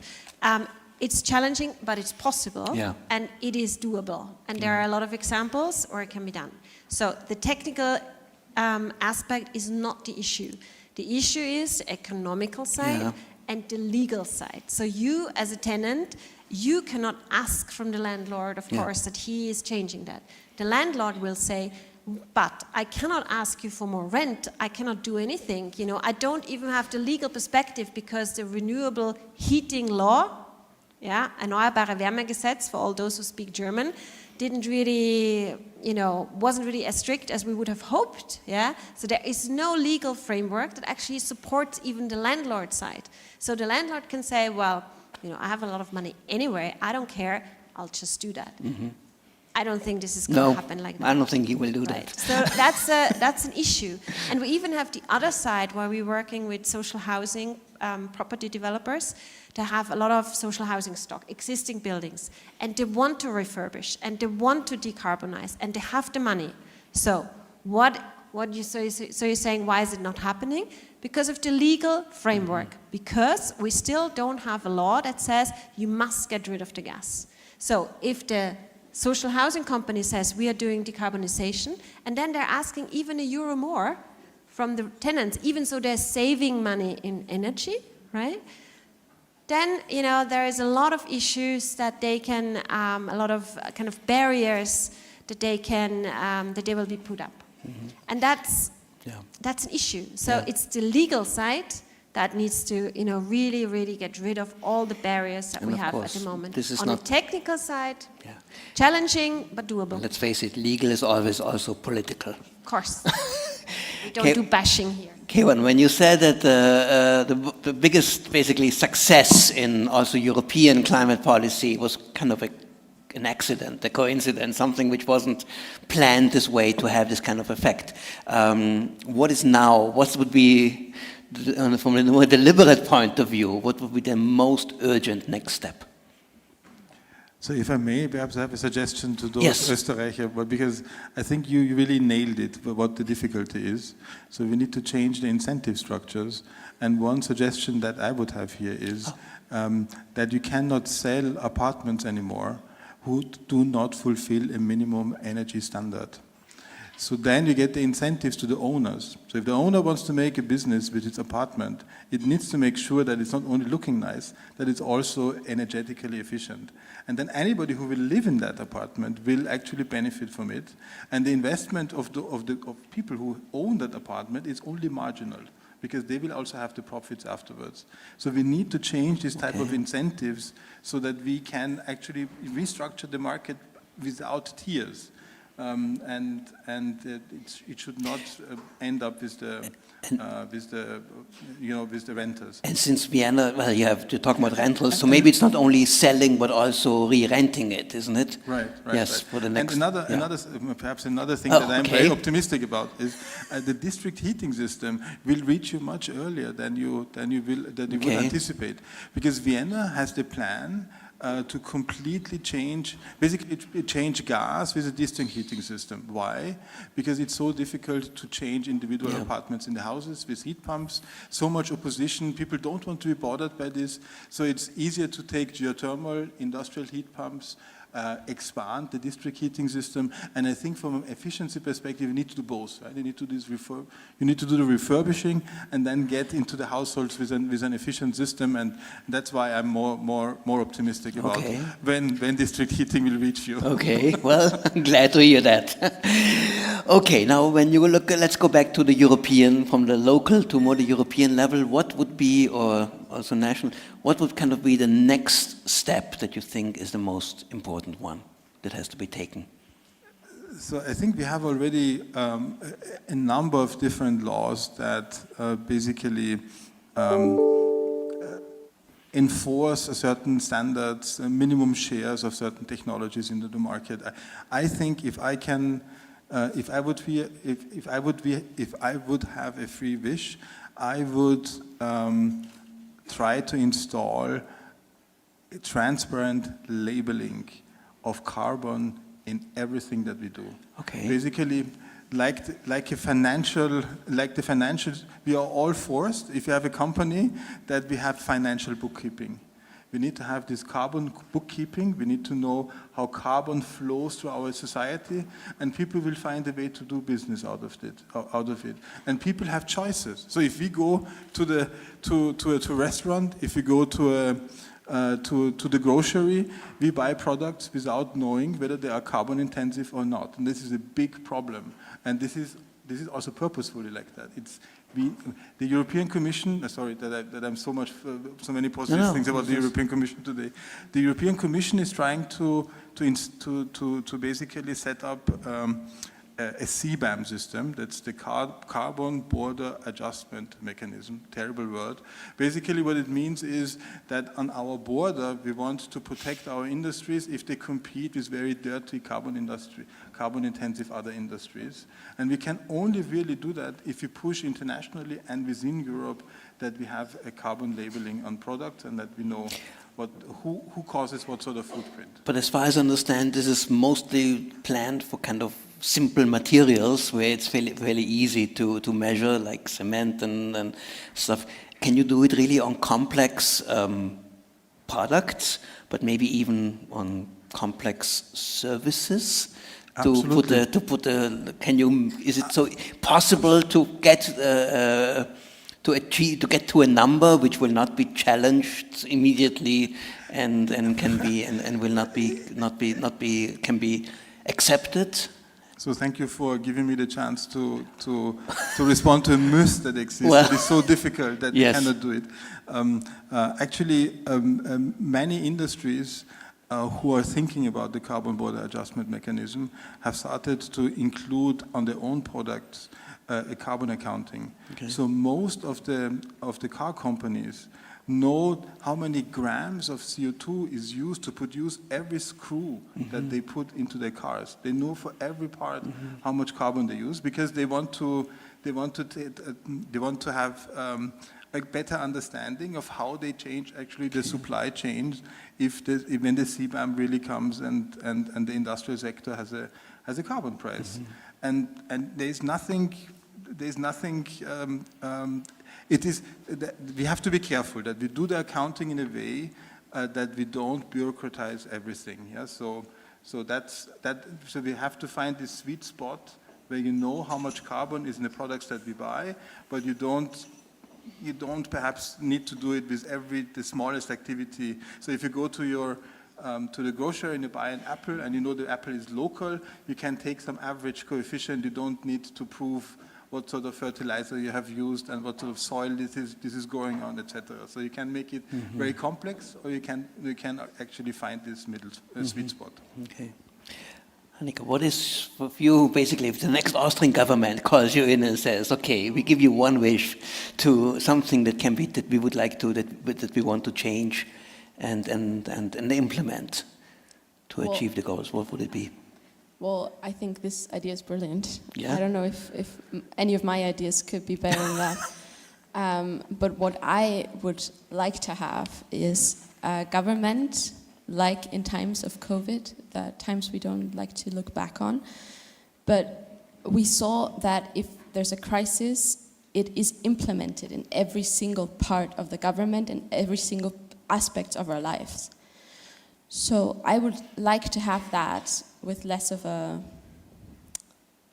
well, maybe not less, but maybe more sorted out than it was during COVID, not as messy, with the climate crisis, because it is going to affect every single part of our lives, every single part of the government, and to just, have someone in some member in the government with every minister that says, but what about the climate? How does this affect the climate, or how will this be affected by the climate? To just have that in the back of their minds always, that would maybe be good. Mm-hmm. Okay. Keywan, in his talk, he talked about this question of climate justice, which seems to be crucial also from the political level. If I think about the way, for example, also in Germany, the plans for the heating switch, obligatory switching to the heating, it was also to some extent also killed by this feeling of so many people, they will be unfairly treated. They will be the ones, the suckers, who will have to pay, and others kind of get away with it. In your field, what do you see can be done in order to make this transformation, make it just in effect, and also to make it appear just, so people won't develop this immediate kind of opposition to it? So when we talk about efficiency and decarbonization and existing buildings, it would help a lot if we would always count rent plus energy together. So for example, if I have a high rent, or let's say I have a medium rent and I have medium energy prices. Now my landlord refurbishes something, my rent can go up a little bit, but my energy prices will go down at the same time. So in sum, I pay the same, right? So I have the same cost, energy and rent together, but something has been done to the building as such. So I think if we would go that way and really look at that together, then we would have really leverage, because if I was a landlord, I would say, okay, I can do that, I can make an investment, but it costs millions, I will never get that back with the current rent, so I have to raise it to be economically feasible. So I raise the rent, but you will pay less in energy, so for you as a tenant, the price will stay the same, right? Energy plus rent. And I think that's a leverage that we can use, because now it's this classic owner-occupier conflict that we have. So we have the owner who makes the investment and the occupier who gets the benefit. So that's tricky, of course. Yeah. So if we switch that and we use, we have, as I said before, mobility as a service. As I said previously, we don't really care about the car, or I personally don't care about the car, but I want to get from A to B, and I want to get from A to B comfortably, or with my luggage, or with kids, or with whatever, right? And the same is for living. I don't really care how much, let's a bit cynically, how much energy I use or how much rent I pay. I care about the total cost, and I want to live comfortably. I want to be not too cold, not too hot. I want to have a comfortable indoor environment. And that's what we are aiming for. So if we were to look at that, more as a service, the living as a service, and saying, again, we are giving you the building, not with rent and energy, but we are giving you the building at a certain temperature, and you're living comfortably there, then I think we had a leverage. When it comes to mobility, which you just mentioned, there's also this question, this justice system. I mean, you showed the example of living in, where was it? Atlanta or Barcelona. I mean, people who live outside Vienna in the countryside, they, in a way, they feel that any step taken to to give a disincentive for fossil run cars is basically going to cause them to have to pay more. So so this is how can you deal with this feeling of injustice from large part of the Austrian rural population, which you may actually see then voting accordingly in the coming elections? Yeah, so from a mobility perspective, I think that's a totally different field. But from an energy perspective, you need to think about rural energy planning. So we look at where do we have the energy demand, and we look at where do we have the energy supply. And we try to create sort of hubs. So for example, colleagues from the BOKU, they have looked at using or getting energy out of the wastewater system. So the more people live in a denser regional environment, not urban environment, the more heat you can get from the wastewater. So to see, how dense does the area need to be in order to actually extract the heat. And things like that. So we need to look more at it in a system. Not if I always look at the individual entity, at the individual building, I will never achieve really large-scale efficiency. Have you seen any progress in terms of making small towns, villages a little bit denser and therefore more energy efficient in recent years? There are really good examples. So reversing what we call the donut effect. Donut effect in little villages means you have a village and it has an old town and it has a shop and a barber and a butcher and a restaurant or whatever, and a bar, very important. And then there are single-family houses that are built around that old town because nobody wants to live in an old house, and the old house is not refurbished, so people move out. And then we have the shopping centers. We in Austria, we're very good at shopping centers. So we have the highest density in Europe on a shopping center square meter per person. Fun fact, I know. But anyway, so they have the town, and the old town is becoming derelict because nobody is going into the old town to go shopping anymore because they take their car and they go outside into one of those shopping centers. And then we have a donut. So we have a hole in the middle where there's nothing happening, nobody wants to go there, nobody wants to live there, and everything is happening outside with the cars. So there are some very good examples where this has been reversed, where people try to repopulate the old town, where we get a center where there are not the cars in the center, but maybe again a coffee shop, maybe the buildings are refurbished again and made available to people with maybe lower income as well, that they can actually move there. So I think there are a lot of ideas out there and a lot of really great examples, but the transformation, of course, is sort of step by step. Keywan, when you showed us this graph on the debt, the carbon debt, and then in the end you showed us the European scale, and I looked at this and says, oh my God, it's hopeless. I'm already, we'll never get out of that. So I just wonder about what does this question of global climate justice. There is a feeling that yes, Europe is taking all these efforts to do things, but it's not really, it's not enough because so much more of the new carbon emissions will come from China, India, and other parts of the world. And the second feeling as well, and even if we do it, nobody's going to thank us for it because we are deep in debt anyway, and we are always seen as the evils who have caused all these measures.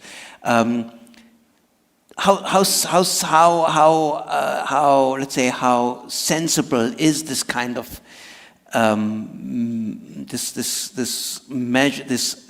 this argument about making those parts of the world which are maybe growing fastest and have the least, are burning a lot of coal, for example, saying them, oh, because of history, we give you much more leeway. Yeah, I think this is for the international negotiations the absolute key question to answer. So Africa, Indian continent, is basically requesting that they can also emit because of the development gaps that exist in those countries. And I was showing this actually not to make it look like it's hopeless, but just if we sit down at international negotiation and we are talking about how to solve the climate problem, I think the negotiator who comes from Europe and from the US needs to come with this carbon debt perspective in mind. So we cannot demand simply from other continents to go first, to take the same costs as we, if first of all the capacity is so different, and second of all the historical responsibility is so different. But this doesn't mean that other countries should not do something about climate change. It means it's also partly our responsibility first, to show that it works in Europe. Okay. Second, to think about, so for years, we scientists have argued that there needs to be some financial transfer that can be calculated in a rigorous way. We can try to agree, but this is politically not feasible at the moment. The world is too fragmented. So there are two blocks that can basically hardly talk to each other. How should they find a joint solution for climate right now? Paris Agreement would not be possible right now. There was this small moment where basically the big powers of this world together said we can create the Paris Agreement. So what we need to do, in my perspective, is to think about multilateral agreements. This is not about financial transfers. This is about creating markets in developing countries that are partly financed from rich countries, where the industry of rich countries get also access in building up infrastructure so that the benefit is mutual. So European companies can help build up an infrastructure. It's a business for them. But the infrastructure will be in countries that need that infrastructure for development. Yeah? And you need to identify these win-win strategies and also be frank to the population that you need to invest also outside Europe if you want this problem to solve. But I mean, Africa could just leapfrog the fossil era. I mean, they could just remove immediately to renewables without having to go through taking up all the coal and burning it in a transition period. Or is it something we will not get around? Yeah, I'm not sure. I mean, we are arguing that it will be incredibly difficult to get the district heat system in Vienna one block closer to the certain apartments, but at the same time we think it's so easy for Africa to leapfrog. So I think... Well, it's path dependency that they don't have in the same way as the city of Vienna has, isn't it? I think Africa is developing very rapidly. Yeah. They will rely on technologies which are readily available, which can be implemented with a relatively limited governance capacity also. So Africa will not be the first country who will build up a renewable system with hydrogen backup and perhaps e-fuels and electric charging stations everywhere. So everything which is small scale, distributed, that can help with initial access can be done greatly in Africa. So PV works very well. Distributed PV with relatively low power. Solar energy. PV, right. So these solutions work, but complex infrastructures, cities in Africa are very difficult. There are lots of informal settlements, and I think capital is very expensive in Africa because of also political instability. And I think you can only solve that problem with collaboration. So Africa on its own will not be able to do it. There's also a justice issue, which is also something which is sometimes also Fridays for Future is addressed. There's a kind of a feeling of some that, well, this is a rich kids movement, and as the Yellow Vest said in France, they are thinking of the end of the world. We are worried about the end of the month. How do you address people who say, look, it all sounds good and nice, but I have to make ends meet, and I cannot if all the things happen that you demand? Well, what we demand is that it can happen. So we don't want people to go into poverty because of climate action, because climate action always has to be social. That has to be common ground. Climate action is there to protect people, and if it harms people, it doesn't protect people. So why would it? We cannot call that climate action. For the people saying that we're privileged, rich, white kids doing that because we have time and we have the money and the resources, I say yes, and I say that is, for me, that is fair, because even if it wasn't our generation that caused the climate crisis, it was people like us. It was privileged, mostly white, rich people that caused the climate crisis. So I think now for us, we see our responsibility with our privileges that we have to tackle the climate crisis and to demand climate action. And I don't want a single mother that has to, make ends meet to organize climate protests or something. I would love her to join, but I don't see it as her responsibility, and that's why we do it. Okay, but something like a carbon tax, carbon price, which would really basically reflect the actual costs of a fossil-driven car,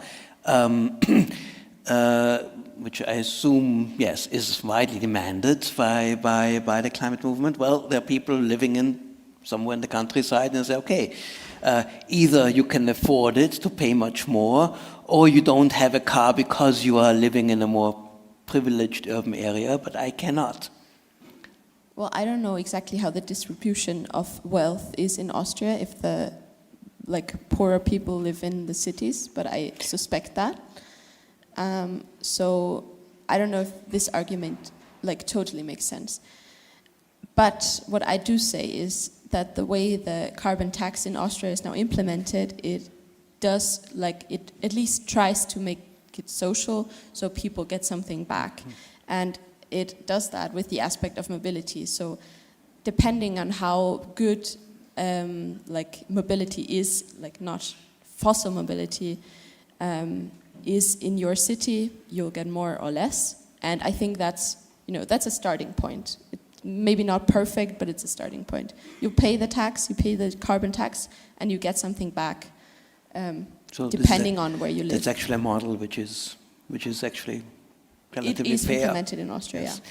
I would like to take some questions now, here first from the audience. I assume there is a microphone. And if any of you want to go first, which is always courageous but very effective, because this gives you the best chance to ask a question. I also want you to introduce yourself very quickly and truly ask a question. You don't have to tell us everything about what you believe in and what you don't. But let's have a direct dialogue or a direct challenge to our speakers. So who would like to? So there's a hand. Sorry, excuse me. Could we just put the side? How is it called? Slido. Should we start with Slido? Could we start with that? Oh, then we start with the Slido. Okay. Thank you very much. Sorry, I didn't know there were any Slidos up here. So I cannot read it. So this means we'll start with Slido. You have to read me something, and then we can maybe 2 or 3 questions, and then we can answer that, and then we go into the hall. Yeah. Okay, Mr. Riahi, how do we assure that the global south that has historically been exploited as raw material sources will not be exploited as easy carbon sinks? Okay, so we'll ask about the carbon sinks. Don't have to applaud. You can just listen. So The second question? Maybe no, I just want to... Okay, why don't we respond? Why don't you respond quickly and we go to the next one? Yes? So this question is very much connected to what we just... Yes, so avoid becoming carbon sinks, yes. What we just discussed, and I think, yeah, I'm not sure, I mean, we need to avoid neocolonial type of behavior, which means having fair markets, paying fair prices for using resources which are not indigenous in Europe. I think we have seen this in some areas. We have seen extreme failures in other areas. Yeah, so how to solve it exactly that is not going to be, you know, piracy type of activity, I cannot tell you, but yeah. But you say pay the fair prices doesn't mean don't use it at all, right? I mean, we are paying fair prices for fossil fuels at the moment, and a whole region has basically benefited a lot from it. The benefit has been very unequal, so there is also something which is called a resource curse. Yes. That basically in countries which got rich actually because of their resources, the control of resources is a very small elite part of the country, and most of the people remain poor. Yeah, so that's about it's about democracy, it's about inclusivity, it's about building the institutions and the governance mechanisms locally there. So hopefully we won't hear about the lithium curse then in the next in the future academic literature about development. Okay, next question. Can maybe you read it? I would not agree that the EU is the global climate leader. It wants to portray itself this way. The true climate leaders are grassroots and indigenous movements. Do you have any remarks on this? Well, it's more of a statement than a question, isn't it? So I think we'll just let it stand. What's the next one?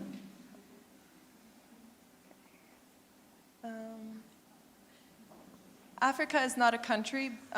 Not a question, just a side note, kind reminder. Africa is not a continent. Africa is a continent, not a country. Okay. That's an admonition, okay. Why will Africa not advance to clean energy solutions independently, but rather through collaboration? Why? Sorry, this was the... Okay, please. I don't want to monopolize the discussion. No, but we'll then see what... yes. So it is also about fair access to technological resources and innovation. So if you look into, for example, digitalization will be very, very important in this transition. And if you look into the studies which show you what is the access to digital technology in the world, actually most of that is in the north. Yeah? So we need to build up the capacity where it is needed the most. This doesn't mean that Africa is not innovative. Yeah? If you think about the small capital resources that some of those countries have, they are enormously innovative. Yeah? Mm-hmm. But if they could, it's very difficult for them to manage a transition which is per definition very capital intensive if capital is so scarce and costly in Africa. So it's not about the people, the resource of people, but it's about resources to capital, education, and closing some of those development gaps. Yes. Okay, so why don't we now go into the room here and take some questions here. And I would love to hear some questions not only about the global, the justice between the North and the South, but also about the thing which I think you're going to hear a lot for the next 3 weeks, is basically what kind of buildings do we need for the future, what kind of technology and what kind of measures. Yes, there's one here. Oh, there's a second, there's a, what? Oh, here's the first one? No, where's the first one? Sorry, you're right. This was the first one. I forgot about it. So you're the first one, and then we'll take the second one there. Please. Use the microphone so we can hear you. Thank you. Yeah, I really appreciated hearing. Can you give me just your name and where you're from? Yeah, hi, I'm Saba from Montreal. I appreciated hearing some of the elegant market-oriented solutions that were kind of immediately proposed and talking about how to solve some of the issues with, I suppose, refurbishing energy efficient or refurbishing the existing housing stock and building stock. I'm really curious about y'all's perspective on multi-solving, because I suppose the elegant market-oriented solution was, I suppose, really great about solving one particular issue, namely energy efficiency. But at the same time, say for instance, in many places, I don't know the situation here in Vienna, but where I'm from, massive housing crisis at the same time. And we could rightly point to, I suppose, a lot of the inflated asset values, a lot of the windfall profits that are going to landlords especially, as, I suppose, being contributive to that crisis. And so I'm just, in some of these solutions, do you feel that there's space and political bandwidth for any kind of multi-solving solution that might address multiple crises at the same time? And what might those be in the space? Okay, maybe this is for you. In terms of the question also a little bit housing, I mean, housing costs, housing energy efficiency. Of course, Vienna is slightly better off than many other Western cities in the Western world, but... So I think I'm multi-solving. I'm not an economist, so what I think it addresses, when we talk about energy efficiency, it addresses energy poverty. So that's one thing for sure, right? So people can actually afford to have, a warm environment or cool, as depending on the climate. And what I can address in that respect is that we also make higher quality living spaces. So whenever we refurbish something, we should add something. So I showed this picture from La Caton-Vassal. I think it's a really prime example. That is social housing we're talking there, and the added space. So it's not just that they refurbished it and that they decarbonized it, but they added some additional living space and they added quality. So people had more quality after the refurbishment in their living environment than before. And I think that is really what we should be aiming for. And this is what we as planners should strive for. Not just put some insulation on the wall. That's not what we're talking about, right? Anybody can do that. We actually want to make a better living environment. Doris, did it remain social housing after the refurbishment? Yes, of course. It's the same tenants that were in there. Okay, so and they stayed in the flats while this was done. Yeah. Okay, this is quite challenging. impressive. Okay, does anybody else have where's the microphone now? You have it. So there was one question here. Oh yeah, here's one microphone on the other side. Hi there, my name's Mark and I'm from Scotland. Right, and my question is it's quite simply... Closer to... Oh, sorry. We understand the importance of renewable energies, but has anybody ever thought about the end life cycle of renewable energies, such as like PV panels and such like that? What do we do with it, with the recycling situation? We're talking about carbon, we're also talking about the importance of it being in people's lives, but has anybody ever thought about the end life of it? And that's my question. I cannot answer in Scottish, but I try. It's a bit challenging for me. I think you meant life cycle for PV system and such, and where the material comes from. Yeah, I think it's a big issue. So there are a lot of studies on that. I think I mentioned that also today in the lecture already on the GBS. So there are a lot of people who actually deal with that in terms of where does the material come from, how is it sourced, how ethically is it sourced. In terms of payback, we already said that before, the payback for PVs is actually quite short already, so the energy input versus output over the life cycle. But it is still a question of where does the material come from. And then we're back to certification, the carbon bandwidth that was discussed, that actually says how much carbon was put into that. So I don't really have a clear answer on that because it has a lot to do with all the stuff that we're sourcing. Anything that we use for buildings or what we eat or whatever, it always depends on where it comes from, how ethically it was sourced, and if that nobody was exploited while actually getting that material. Okay, any question that comes from a female participant here in the audience will get preference. No, sorry, you don't count as a female. Not yet. Nice try. Is there any? Yes, is this? Please.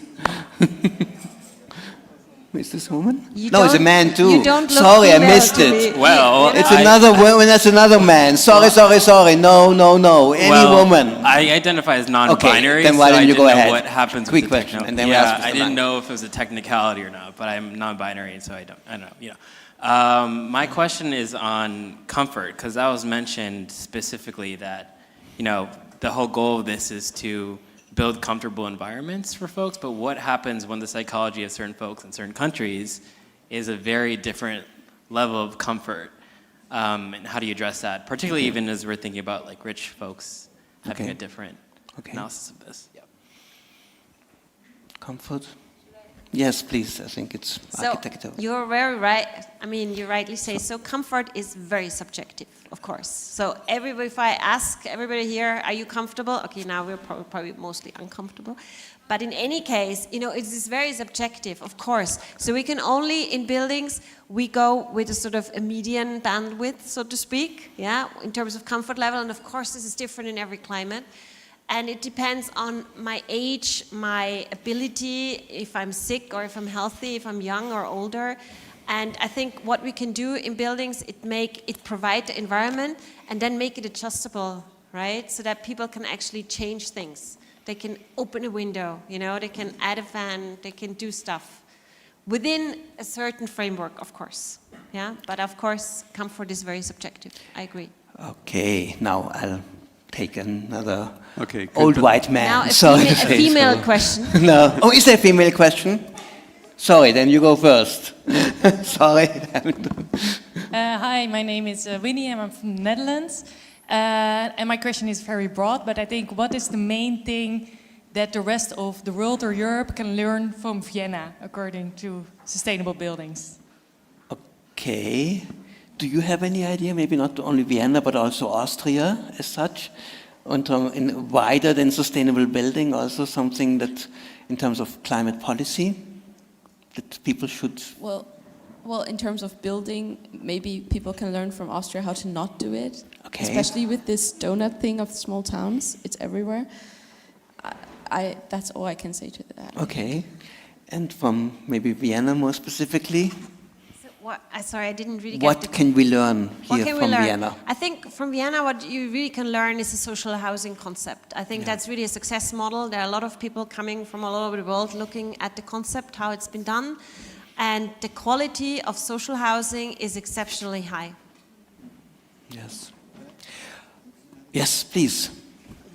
Perhaps the other thing that we can learn from Vienna is the policy sequencing.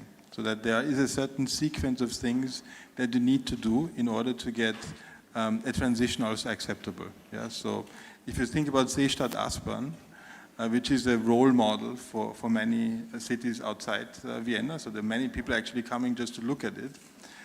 It started out with the subway station. So a subway station somewhere in the middle of nowhere, and you cannot imagine how the mayor and the Viennese administration was criticized to build a subway station into nothing. And it was exactly the right thing to do. You build a subway station somewhere, so you connect it basically in the right way, not with cars, but with public transport. And then around it, you build an infrastructure where people can have decent living. It would be wrong to start first with the Seestadt and then think later about how to connect it actually to Vienna. I'm not going to comment on the Stadtautobahn, which comes in the back of the Seestadt, but I think it's this sequencing of things that have happened actually in a quite clever way in Vienna that we can learn from. Okay, now yes, but take Mr. Lang and then I think there was... Now the old white man named Günther. Yes. On the beginning of the discussion you have asked, you have no idea how you can come with your building, which is not connected to the district heating system, out of the natural gas. Exactly, that is what we will discuss and teach the next 3 weeks in the GBS, and you are welcome by the GBS to hear how there are the solutions. There exist on the planet only solutions for the rich as well as for the poor, for the developed countries as well as for the others. So for each building, we have a solution how we can change to renewable by 100%, and for the social question, also very economic. So it's for all social and economic, as well as for homeless people. We have as well solutions we will show you the next weeks. Okay, well, this sounds very enticing. Was there a question behind it? Yes, can you just pass the microphone to the back behind you? Thank you. Hi, I'm Elisa. I'm from Colorado. I'm curious if there's if buildings are too different from each other to generalize, or if there's a couple of already existing methods that would pretty much make any building it's used on significantly greener, like replacing the windows with more insulated windows, or using heat pumps or something. Is there any kind of top couple solutions to existing buildings that dramatically impact how energy efficient they are, or are buildings kind of too unique to generalize so much? It depends always where the building is located, of course, right? So you have to look at the climate. So a building is completely different in Norway than it might be in Italy, than it might be in Colorado or in California, for example. So I think the key is to look at climate adaptive buildings, so to speak. So look at how buildings have been built in different regions 200 years ago, and then you get a lot of the ideas of how you build a building efficiently.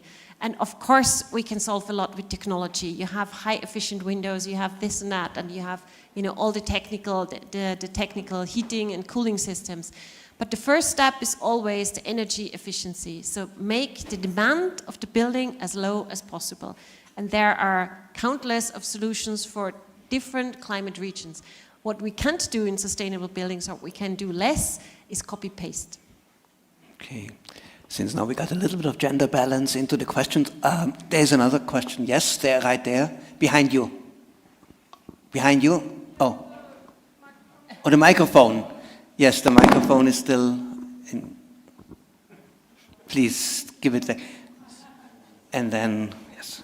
Hi, my name is Nina. I originally from Tanzania, but I live in the United States, so quite a little bit of both worlds. And when I think about technological, when I think about technological advancements, I think about how we, with the rapidly increasing technological advancements that are currently existing in the world, how are we still going to continue either having sustainable buildings or really having a planet that maintains sustainability? Because as much as technological advancements rapidly benefit all the human nature, and everything that we get to do is much more simplified, it comes with a lot of consequences in terms of people are going to not like AI will eventually be designing these buildings that we live in.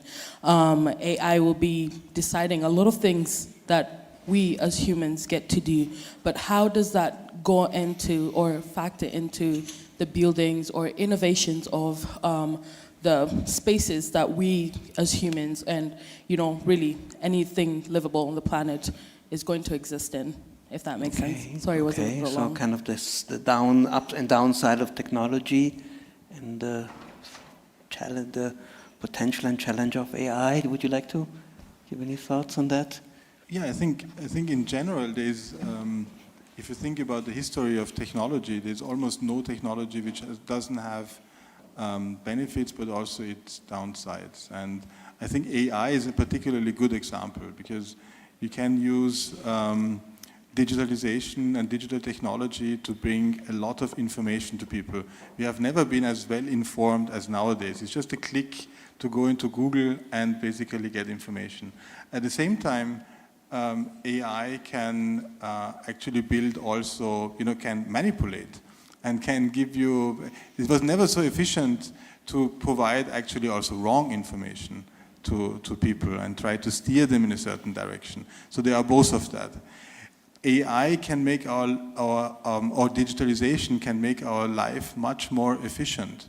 So we can organize because of connectiveness of different appliances and the whole new way how we can manage appliances, buildings, and etc. can make our life more efficient. But at the same time, AI can create lots of new energy services and energy demands which amplify emissions and which can destabilize our planet. So one of the things that I'm really worried about is that we have drones in the future which transport, let's say, little children to the kindergarten because you don't have the time to drive them anymore. You get them into the space. And in the US is a real discussion. People are thinking about how can we build drone corridors in Los Angeles because they are already drones and they are getting more and more. So we get the traffic jam into the sky. So we need to find a way to take the benefits of digitalization and AI and avoid some of the mistakes that we did with other technologies. It's basically 7 o'clock and 8 o'clock. The most important task of a moderator is always to finish on time, but I'm going to ask a final question for this round. What message should these students after 3 weeks take away from Vienna and take home with them? And this message has to be short enough so they will remember it. Don't give up. Okay. Anika? Well, mine's not that short. I hope that you all learn something that you can take home with and in your life try to build something sustainable, whether it's literal or not. Okay, build something. And from you? Okay, thank you. Yeah, so perhaps the desire to come back because you enjoyed it a lot here. Okay, well, thank you. So I would like to thank you, all of you. I would like to thank you, the three discussants, the organizers, the partners for this opening event of, I think, which will be absolutely wonderful 3 weeks. I envy you. Now, if I understand this right, we're going to have, now when this is over, we're going to have group photos of the students. Now, first, the AEMS students should come forward and they have their photo taken, and then the GBS students afterwards. So don't leave the room is the message. And afterwards, you have another buffet dinner. And again, the same way as before, students should go down to the 3rd floor for organic, vegan, vegetarian food. And the same kind of food will be offered here for everyone else. And I wish you a wonderful evening and a wonderful stay here in Vienna. And as you heard, come back.